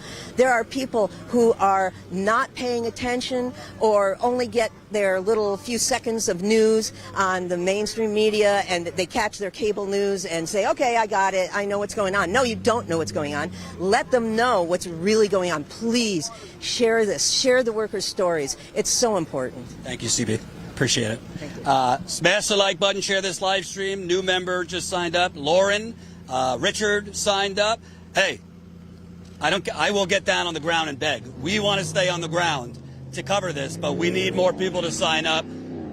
You know, there's a lot of people bloviating out of their asshole in a studio about this. Very few are out in the hot. Very few have been in Ohio, in Michigan, in Chicago. We were up in Canada, okay? John's been out on the road this whole thing, 16 days. I don't know, this is my 7th day or something like that covering this. Tina was here for 5 or 6 days.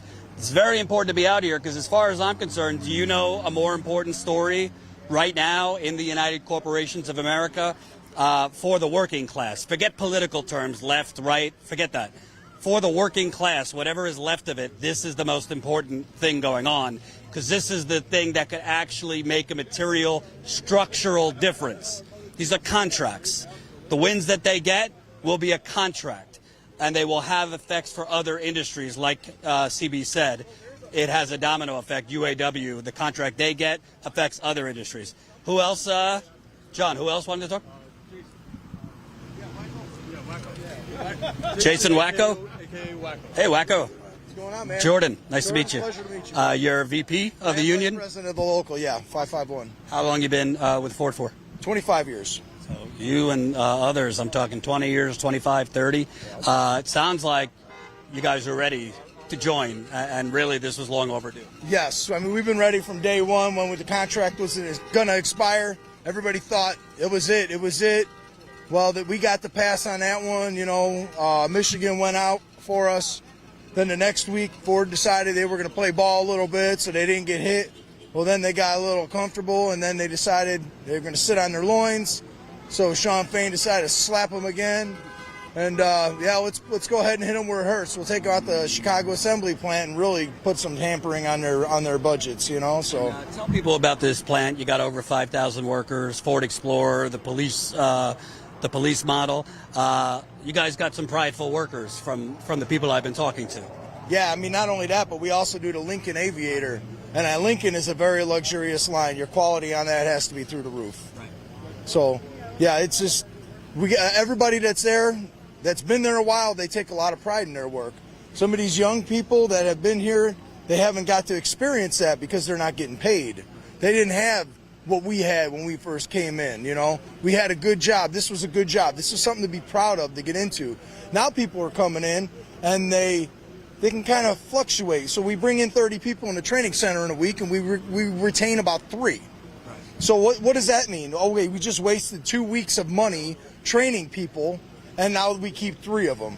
And then we got to hire all these other people to compensate for the people that don't want to come into work because they don't make the kind of money that they need to. The schedule sucks. The benefits for them aren't where it needs to be. They have no pension to look forward to. If you could pick up and walk away today with everything you worked with and go somewhere else and work somewhere better or with a better schedule, I don't know who wouldn't do that. But if you got a pension that you're going to leave on the table, if you walk out, then you're a little more apt to make sure that you keep your job, show up to work every day, you know. And also what you said, I talked to workers in Michigan at the Ford. These used to be kind of the dream jobs for if you're coming from this community. Yeah. Everybody wanted to work at Ford. Now you're in a training session, out of 30 people, 3 stick. So obviously it's not the dream job anymore if you can't even keep people from a training session. I hear from workers I've spoken with, people are passing out on the line and managers are just push them aside, keep working. It seems like something shifted over the years. Definitely. Something has definitely shifted over the years. This used to be a job. You get a job at Ford and you were set. Your family was good. Your wife at the time or whatever can stay at home, raise the kids. Now you show up here and you're gone. You can't even go to your kids' games. You get home with these long schedules we got, and you can't even cut your grass when you get home. You're tired. You got time to shave, shit, shower, grab a bite to eat, and get you a nap. Then you got to get up and do it all again the next day. Yeah, this is not the dream job that we used to have. And we gave up so much back in 08, 09 when we did the concessions from 2007. So technically we reverted back to 2007 wages. Then we didn't get another wage rate increase until 2019. What's that, like 12 years? So we went 12 years without any kind of serious kind of raise. Then we got a measly 6%. It was a little 3 and a little 3. And that didn't even keep up with any of the inflation. Not to mention the fact that we didn't get our cost of living allowance back. Not to mention, this is Chicago, which is one of the most gentrified cities in America. So you got a 30-year inflation going on. Yes. Rent, housing, everything is going up in areas like, even if it's not downtown Chicago, when prices go up there, it spreads to the outside suburbs, etc. Yeah, I mean, it's at an exponential slope on that. I mean, it's a steady high climb. There's just no way for us to raise our kids, show up to work, have the money to even raise the kids. You spend all your extra money that you make over here paying somebody else to raise your kids. You could put them in daycare, or grandparents are watching them. You can't raise them the way you want it. You have no control over that. Your spouse has to go and get another job. You got to go get another job. The only thing that keeps people here is the medical benefits. And honestly, that's getting sickening too, because we spent a lot of our bodies wearing them down to keep things going in here, which is why the pay was so good over here. All right? Now the pay isn't any good. So we're wearing our bodies down, and that little bit of extra money we might have, we spend to get our bodies healthy again. So we trade our bodies for money, then we trade our money to re-health our bodies. Gee, if only there was a country like a couple hours away that just gave the citizens health care. That way it was off the table. That way you didn't have to worry about it in negotiations, and you could focus on wages and other things, which, by the way, would save the company money. But I digress. Yes, but that company doesn't have any call on what the government allows, though. The company owns the government, in my opinion. Not just Ford. All the companies bought the government. Indirectly, I would agree with you on that. There's definitely some ties. And tell me, I'm talking to people, neck, back, shoulder, knees, carpal tunnel. There's not many people on the line that aren't, wounded in some way. Yeah, no kidding. I went through carpal tunnel surgery in both hands. I went through a shoulder surgery. I had 2 herniated discs in my back. And even when all that was going on and we were trying to get the jobs corrected, they had me at 6'4" doing a job for someone who was like 5'9" maybe. And I was dipping down. They wouldn't even get me off the line to do the therapies that I was supposed to do as a workman's comp injury, obviously. Well, everybody goes in there. Nobody wants to turn around and stick it to the company. They want to do their part to help the company go. But when the company keeps stamping them down and stomping them down, eventually they got to find a way out. And sometimes that's the way it is. Let me ask you, in terms of, at the end of the day, the CEO yesterday, he did a little press conference. He seemed to be like asking for a violin. Poor us, we've offered the best contract of all time. He said that our profit margins are thin, which sounded crazy to me because they made $24 billion last year. He said they're not, profit margins are thin. If they give what you want, they're not going to exist. Something is not adding up because the profit margins aren't thin if you're making $24 billion last year. Yeah, I don't know what profit margins he's looking at, but when you look at your workforce is an expense. Your workforce is actually an investment. All right? When you pay your workers more, you're going to get more out of them. They're more likely to come to work. Then you don't have to hire more people to cover the people that are there, which reduces the overall costs. You may invest another 50%. So let's say your workforce costs you 5% of your vehicle, okay, your product. Well, if we bump that up to 7.5%, that's a 50% increase on your workforce. That's still only 7.5%. But what you're also going to get out of that is you're going to get better quality, you're going to get better attendance because of the better quality, and people take more pride in their jobs. You're going to have less injuries. It's a win situation. So now that 7.5% cost now comes down to about 6.5. So really, it's an investment. Where are you going to put your money? Well, there's actually data to back that up. There's research that shows certain companies that paid their workers way over, market value. They made significantly more profits because they had less turnover. more productivity, workers even volunteering extra hours if need be, because they were happy. Yes, absolutely. I mean, there was a time where I was happy to do my job, but that's back in the late 90s, early 2000s when I first hired in. I hired in 1998, and I hired in down all the way in chassis, putting brake fluid in cars. I quickly learned everything there was to learn because I wanted to be the one to help. I wanted to be the guy that helped Ford Motor Company and everybody around me succeed and bring us all. We would work together. Then when they launched, they rolled out the group leader process, the small work groups, and I was one of the pilots on that for the team leaders, group leaders, whatever they want to call them. They keep changing the names. And my team and me, we always work together. We got a lot of problems solved. We made the company a lot of money.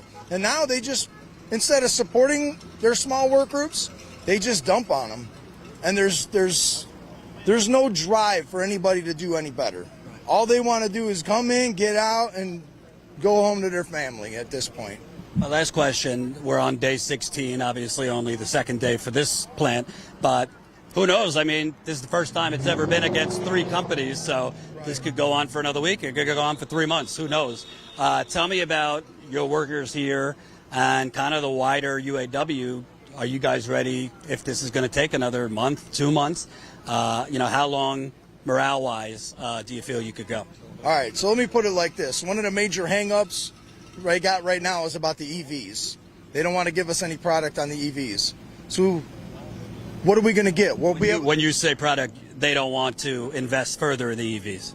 No, they don't want union shops building EVs. They want to take it somewhere else where a non-union worker can build EVs. So that's just going to wipe us out. 3 or 4 years, what do we got? Okay, so you're going to give us a bunch of money and benefits and everything now, but in 3-4 years, we're going to be sitting on our butt with nothing to do. They'll probably have robots building the EVs by that point. I mean, there's always going to be someone to watch out for the robots. That's going to be their argument. But bottom line is a robot cannot see a defect that's in its way, all right? A human hand can say, hey, this is wrong. Let's put a stop to this, work this back, and that's what we did with them small work groups. Our quality went through the roof. We were doing great. Our attendance was doing great. It wasn't until they started cutting everything and we had to take this cut back. We gladly took the cut back because the company treated us well back then. And so then when they started turning profits again, the very next quarter, they're reporting record profits right after we gave all these concessions. And if that's not a slap in the face, I don't know what is. I took the wind out of everybody's sails. That's what the Ford CEO was saying yesterday during his press conference. He says UAW is holding this deal hostage over electric battery plants that aren't even in existence yet. But even if they're not in existence yet, you have to get a promise from them for staffing levels and to make it union. Exactly. Because with the government mandate, they're trying to force everybody to shift to the EV, the 100% EV, whatever they want to do. There's no way that the company can say, oh, yeah, well, when we put that up, we might give you a job. They don't want to make any commitment. If they can put it in paper, that'd be great. And that's kind of what we're fighting for, because the equity of sacrifice grievance that we filed over the concessions with the handshake agreement that we would gain money back when they became profitable, what they would do is they would say, oh, yeah, we'll give it to you. Yeah, just give us this back, and when we get profitable, we'll give it back to you. So they started getting profitable. They never gave it back to us. We kept saying, hey, where's our stuff? Where's our stuff? So we have to file a class action grievance on it. Equity of sacrifice grievance is what it was called. And we lost that. The reason we lost it was because there was nothing in writing, because it was a handshake agreement. So this contract is writing. This is what we're trying to do. We're trying to get this in writing that we're going to be able to take over and we're going to be able to staff these facilities that are building EVs with United Auto Workers. What do you say to UAW members who are frustrated? They want all the plants to go out all at once. Do you want to see that sooner than later, or do you like this approach of, slowly but surely amping up the pressure? So, bargaining doesn't go bang, bang one way or another, and this is all part of bargaining right here. And if this is the strategy that they want to do, we're not trying to cripple the companies. If we really wanted to cripple the companies, we would have shut down probably Kentucky Truck, all right? And that would have really... The F-150? Yeah, that's the money makers over there. This is a good punch in the face, you know. With the first plant we shut down, we kicked them in the legs, said, hey, you know, we took a leg out from under them. Now with this one, now we took out both legs. It kind of reminds me of the Monty Python, cuts out both his legs and his arms, and he still wants to chew his legs off. So if they still want to sit there and fight and argue over this, the bottom line is, if they don't give us what we want, we're not going to have a sustainable job anyway. We're going to take some lumps right now. As long as we can bounce back from this, we'll be all right. If not, then we force the inevitable to happen sooner than later. Lastly, obviously, Shawn has said this is bigger than just the auto industry. This is about the working class. Do you want to see this spread to other industries? You know, union workers fighting back, you know, people starting to unionize? Absolutely. I mean, when you look at the swing of things that has happened, they are talking about a trickle-down effect, but nobody's trickling anything down. These companies are holding all these profits, and all they're doing is putting more money in their pockets so they can buy their multi-million-dollar vacation homes. What do we get to buy? We can't even afford the vehicles we build or the products we build. So then when we go out into the community, we can't support the smaller businesses. You know, we got to go buy things in like bulk or wholesale, something where everything's made in China, and it's just no way to live. It's not a good circle. You're paying for somebody else all the way overseas, and they're getting paid peanuts, and guess where that money's going? It ain't even going into those workers' pockets or mouths or tables. It's going into the CEOs of those foreign companies. So they're forcing this on themselves. That doesn't sound like a good economy. That we keep hearing it's a great economy from Biden and politicians, but it seems like everyone's just kind of treading water. Yeah, absolutely. We're kind of just treading water is a good word. I was just going to say floating around being stagnant. True. Thank you, sir. I appreciate it. Absolutely. Appreciate you. So that's Vice President here at the local union. Let me see what we're missing. Whew, God, it is hot. We're going to wind down pretty soon because I'm getting a little hot out here. But let's see if I got any more emails. We got over 500 people watching, so smash that like button, share this live stream. As I've said, listen, we could only go as far as you take us. I keep on saying it, and I'll say it until I have no more voice. This is old school journalism. It doesn't really exist anymore because most of the media has been purchased by billion-dollar companies. We don't have any funding. I've had the opportunity to sell out twice. We got offers for investors to give us larger funding, and I didn't take it because I knew they would try to water it down. I knew they wouldn't want us to cover certain things. I knew even though they said, oh, no, you'd have independence to choose, I knew that wouldn't be the case with certain people who wanted to invest in us. So that's why I come straight to you. And for a lot of people watching, you know, you don't have that extra $5 to $10 a month to support us, and that's okay if you don't. But there's 500 people watching. I'm going to guess a good 40 to 50% of you are not members yet. And I will say to you, what are you waiting for? If you got $5 a month, that's 16 cents a day. You waiting for CNN to cover this the right way? You hoping the local media comes out and talks to these workers for 2 hours at a time? Because I'll tell you exactly what happens. I've seen it in Toledo, I've seen it in Michigan, I've seen it in Chicago, and I even saw it in Canada. The local media comes out, and they have a box to check. So they come out, maybe they'll talk to one worker, two if you're lucky, and they will talk to them, I don't know, a couple minutes, and then they'll leave. And they will basically take that interview, and they'll cut it down to 20 seconds on the nightly news.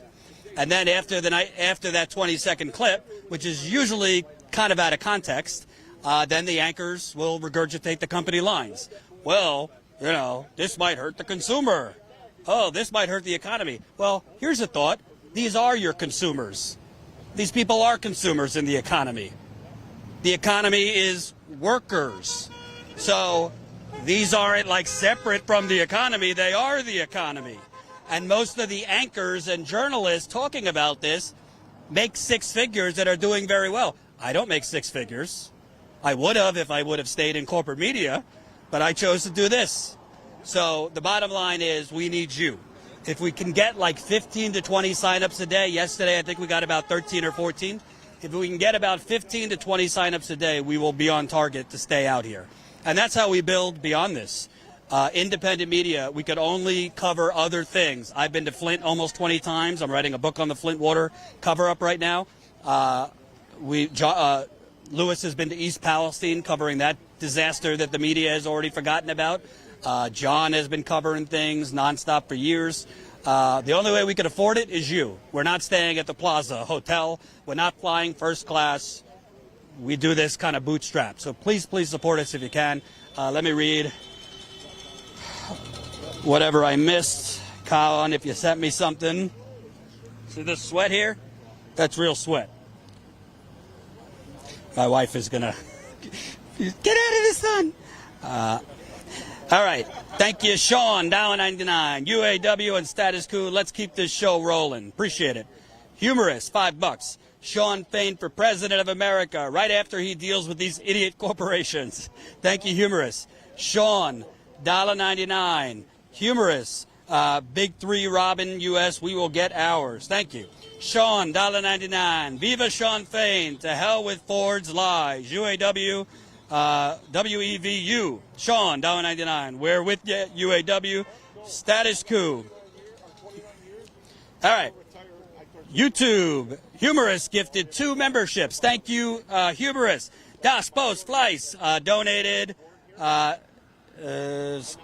can't see what they donated. $100 from Dwayne, Kansas City Assembly Plant. UAW Local 249. We build F-150 and transit vans. We appreciate all the effort from Status Coup, keeping us informed with the facts. Why, thank you. I very much appreciate that. If you're already a member, the donations really help as well. We've gotten probably a couple $1,000s in donations since we've been on the ground. Again, this is day 16 we've been on the ground. Richard signed up as a Status Coup member. Lauren signed up as a Status Coup member. Brian signed up as a Status Coup member. James signed up as a Status Coup member. So that's 4 members through the website. I believe we got 2 or 3 on YouTube. So that would be 7. So if we want to stay on target and we want to stay on the road, we need that 7, 8, 9, 10, 11, 12, 13, 14, 15. We need about over 10 new members to sign up for the rest of the day. We need, what do you say? Okay. We need 10 more people to sign up. And let me tell you something. I know some of you. I know some of you are spending $5 a month or $5 a day on that burnt coffee from Starbucks. You know, solidarity to my union brothers and sisters from Starbucks, but the coffee is burnt. Let's be honest. You're probably spending more than $5, $6 on Starbucks a day or a week. Shift that over to real journalism. Did he want to talk? Come on over. By the way, I just want to show you, if you came to this late, they got a giant statue or something of Mother Jones, who was the labor activist of the 20th century. She was out with the miners. She inspired a whole generation of labor activists. The actual website that is has stolen her name, basically. She'd be rolling in her fucking grave if she saw what Mother Jones was about. Anyway, that's a different story. That's a story for a whole other day. Well, what's your name? I'm Bob. Jordan. Nice to meet you. So tell me, are you with Ford? How long? I've been with Ford Motor Company for 29 and a half years. Okay. My daughter was born 6 months after I hired in. Ford covered everything for my daughter. My daughter is now a doctor in clinical child psychology, all because of Ford Motor Company. Okay. My father-in-law worked here for 42 years. I've been here for 29. My wife, she was on this picket line in 1976. At 12 years old, she walked this picket line. She said, "We have to come here because I have to see this picket." Wasn't that the last time they picketed? Time they were on strike was in 76. She was here.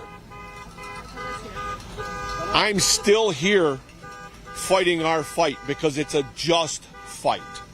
It's worth everything we have to deal with, everything we have to go through. Whatever they think they thought they were giving away, they haven't. We have given away so much and surrendered so much 2 contracts ago that we were supposed to receive back and hadn't. I want to make sure that I'm here to fight our fight as long as it takes to get back what we are owed. We come here, we work very hard every day. I want to make sure that we get what we're supposed to have back. We were told if we surrender I don't even remember how much it was. I hired in here in '94. We were told if we give concessions of a number of things. UAW overall gave $11 billion in wages back. I understand. I know. In we gave away all of our Pension. We gave away part of our pension. They haven't added to anything on our pension. We gave away our cost of living costs. We gave away holidays. We gave away all of the, and that was all supposed to come back within a year, and it was never returned. We were always told we haven't made enough money yet to be able to return it. That was in 2008. We're in 2023. Okay, it's time for them to start giving what we're supposed to have back to us. What do you think? I mean, this CEO keeps going on TV. Yesterday at a press conference, he threw a little temper tantrum that you guys went on strike, and he's saying, this is the most generous offer of all time, and this deal would make you the wealthiest auto workers on the world. I don't know. You already gave back basically 10% of your wages, so you're not really getting a merit. Nope.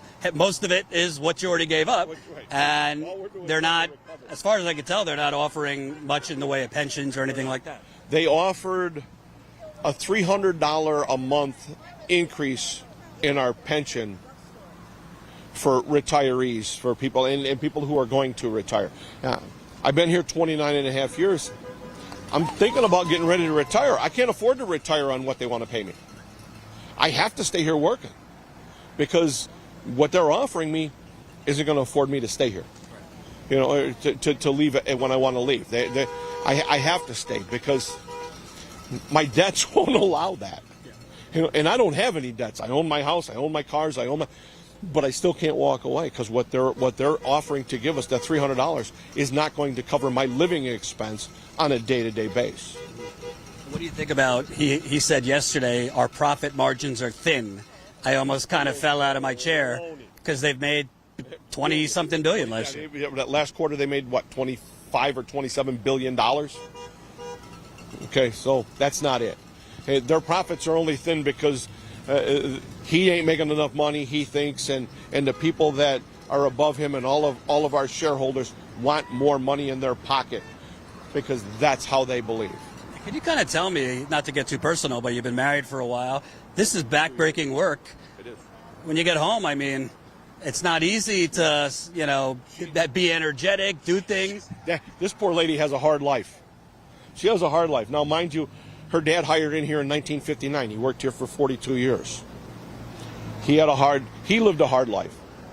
So she's dealt with this her whole life. She's dealt with this her whole life. I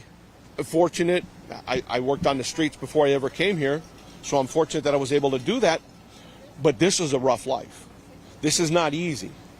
I have friends of mine who are like, oh, all you do is do this.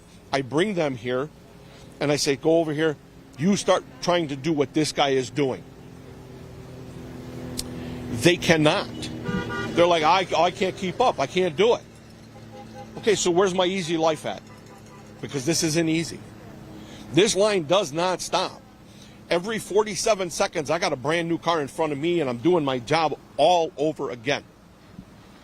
47 seconds. That's 71 cars an hour coming off the end of our assembly line. That is freaking huge. But yet, they don't make enough money. Now, well, how much money do you people need to make? He makes, I don't even know what my CEO makes. 21 million. Okay. GM's makes 29, ours makes 21, but he also gets Ford stocks. And he gets like hundreds of millions of dollars in Ford stocks that he goes and takes loans against. So we don't have to pay taxes on it. And he's also buying back the stock to juice up his salary. Right, that he's raised.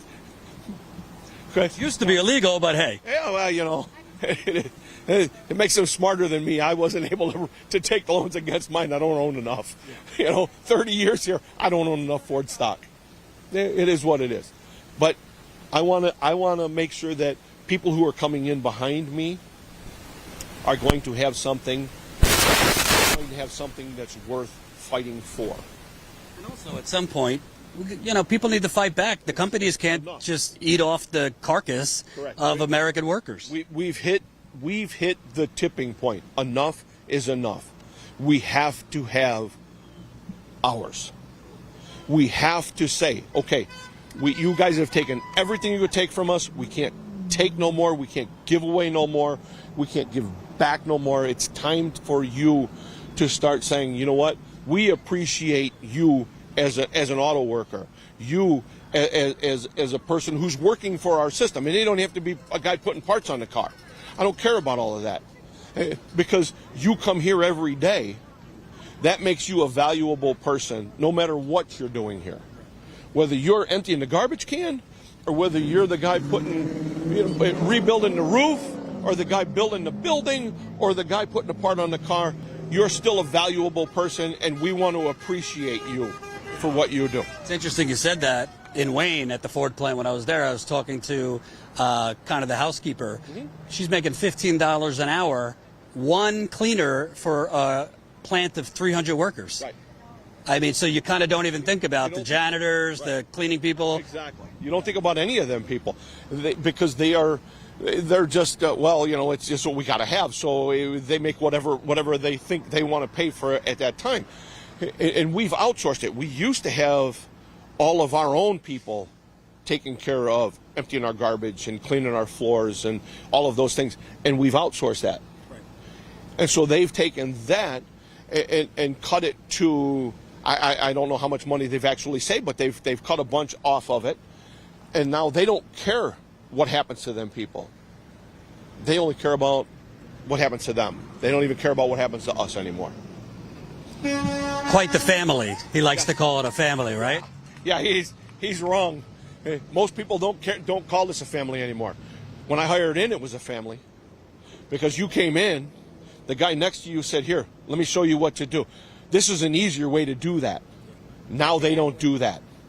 Now you walk in the door, it's like, you fight your fight, dude. It's got nothing to do with me. I don't make enough money to teach you how to do your job. And that's wrong. Very wrong. If you know how to do a job, you show that guy coming in, no matter what he is, who he is, what he's making, you come in and you teach that person how to make that job, how to do that job, and you teach that person to do that job as easily as possible so they're not broke at the end of the day. Because that's what this is all about. I don't want to be broke down and being barely able to get to my car at the end of the day. And that's what most of the people who work the line right now do. When you leave here, it's all you can do to walk out the door. And we have escalators, and it's a comfort, it's whatever. We're supposed to have escalators to get us in and out of the building. Those are all down right now. So they can't do nothing about it. Now, mind you... People are limping up and down stairs. Listen, I've had knee surgery twice. I'm limping up a set of stairs to try to get in the building to go to work. There ain't none of them down there talking about, hey, Bob, I'll pick you up and we'll give you a ride. There ain't none of that. We get you the golf cart. No, yeah, it's come on, you ain't up the stairs yet? Get moving. They don't care. During open house, the people I brought, my husband and a good friend, I told them, I said, when the escalator's down, we have to walk up these 3 flights of steps. And I said, with our backpacks, our heavy backpacks and everything, and I said, by the time you're up there, you just can't even move. You feel like you're going to collapse. And they're like, oh, hell no, we can't do that. They walked the plant, just did the tour, and they said, they were exhausted. They were exhausted. I'm like, they said, no way we could work here. No way could we do what you do. Which makes it even more laughable that they said they're going to bring in salaried workers as the scabs. Right. So what he was saying about the jobs, some of the hard jobs, I worked, like you said, it was another guy was talking about a job for a short person and he's tall. Yeah. I worked the wheel well, the apron underneath the wheels. And I had these 2 big guns, and I could not keep that job up, okay? So when you're on a line and you get in the hole, you have to run all the way back here to get your part. The car's still moving. So I'm running. It was like doing aerobics 10 hours a day. Now, I had bought a bunch of clothes at Dress Barn. I had to return all of them because I lost 40 pounds in a month. People ask me, oh my God, you look great, you look awesome. What'd you do? I said, it's the Ford Kick Your Ass program. I said, and you get paid. It's the best weight loss I've ever been on, you know. But yeah, it's hard. It's not easy. Killing myself is what I'm doing. Yeah. That's what we were doing. That's what we've always done. I hired in, and it's not even here anymore. When I hired in cushion department. We used to build our own seats in-house.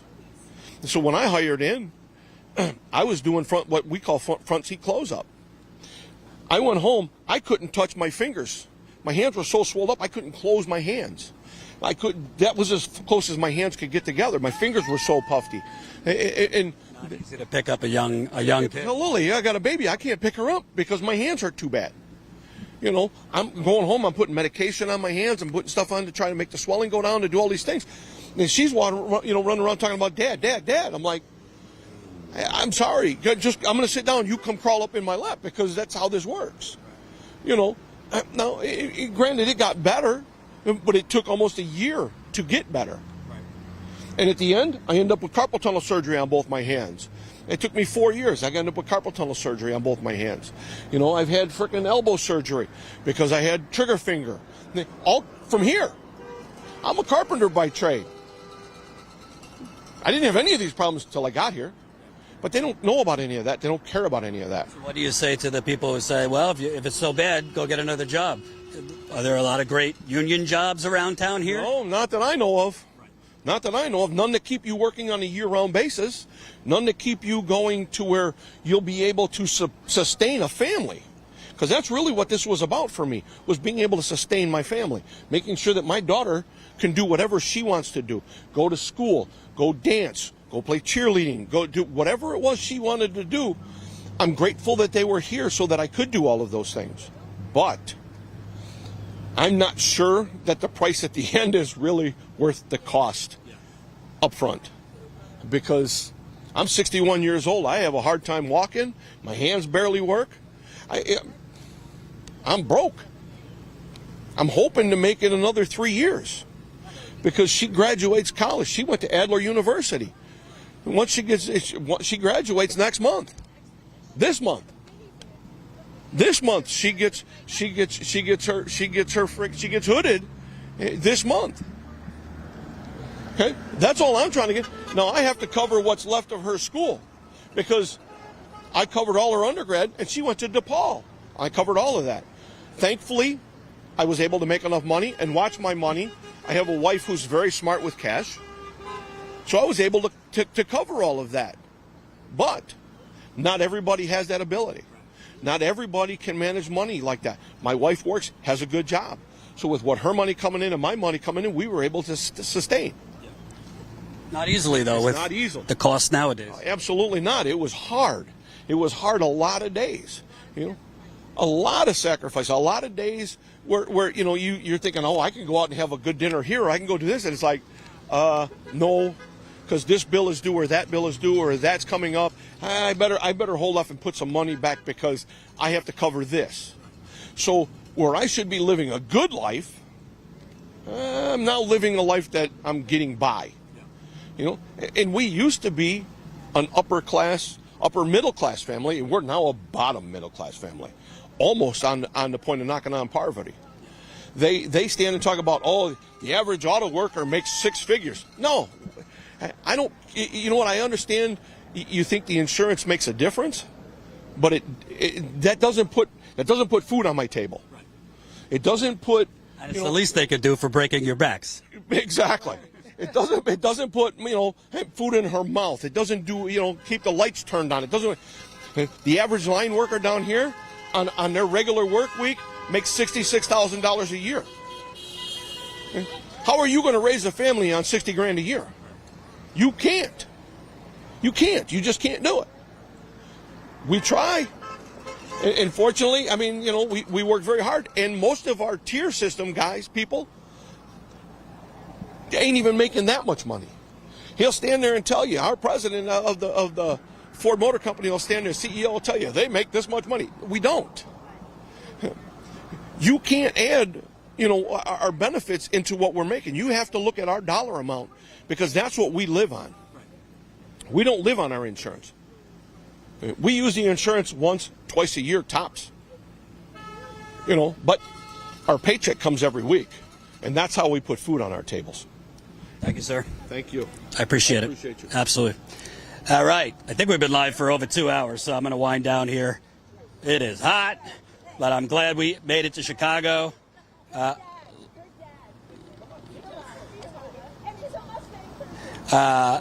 Still 500 people. Let me make sure I didn't miss anything. Hold on. Oh, awesome.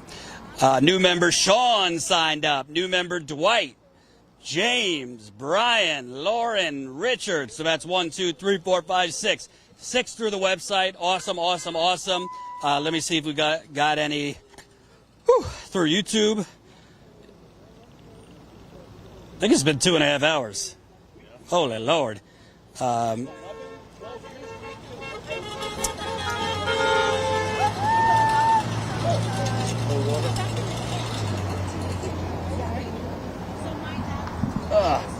on for a second.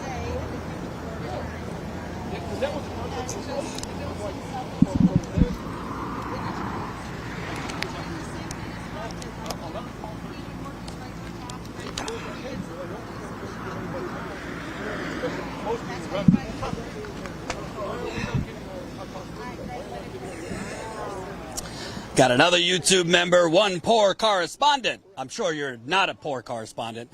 Thank you very much, new YouTube member.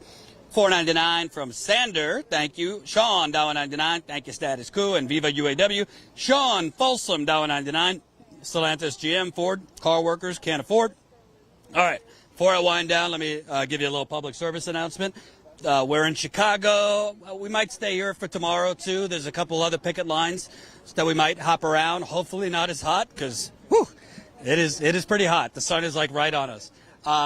So obviously we were in Lansing yesterday, so that's going on too. That GM plant, they're still going at the original plants. That's Wayne in Michigan, Toledo, Ohio, which is a Stellantis plant. Then you have the 38 additional plants from last week. So overall, you got 25,000 people now are on strike.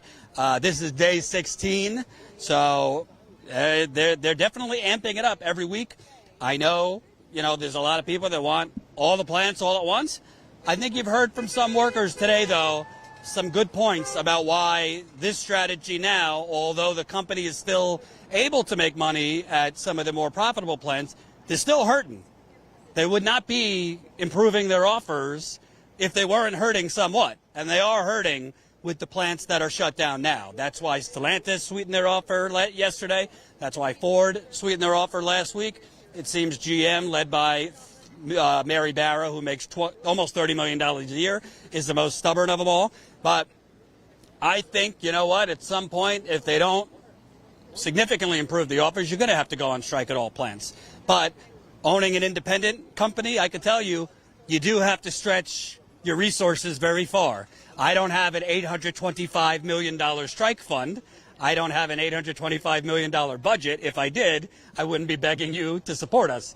But I do understand why they're trying to stretch their strike fund for a bit. Thank you, Terrence, $60 donation. I do understand why they're trying to stretch out the strike fund. And I have a feeling that if these three companies don't make significant, when I say significant, I'm talking specifically on wages and the tiers, I think you're going to see significant escalation in terms of the strike by next week.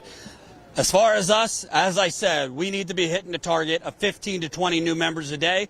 I think right now, if I'm looking at it correctly, I think we've gained about 9 or 10 today, so we definitely need more members.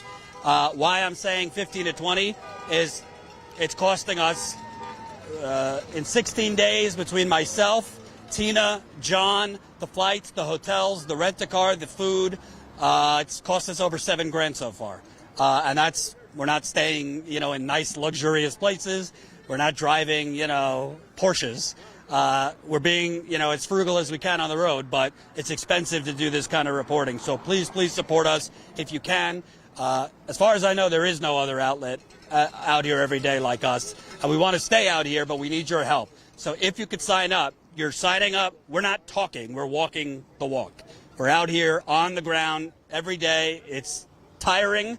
We're not just live. We drove yesterday 4 hours to get here. 2 hours yesterday and 2 hours today. So please support us. $5 a month equals 16 cents a day. $10 a month equals 33 cents a day. Put down the burnt Starbucks coffee. Spend it on Status Coup. StatusCoup.com/join. Thank you for the donations. We'll be back tomorrow.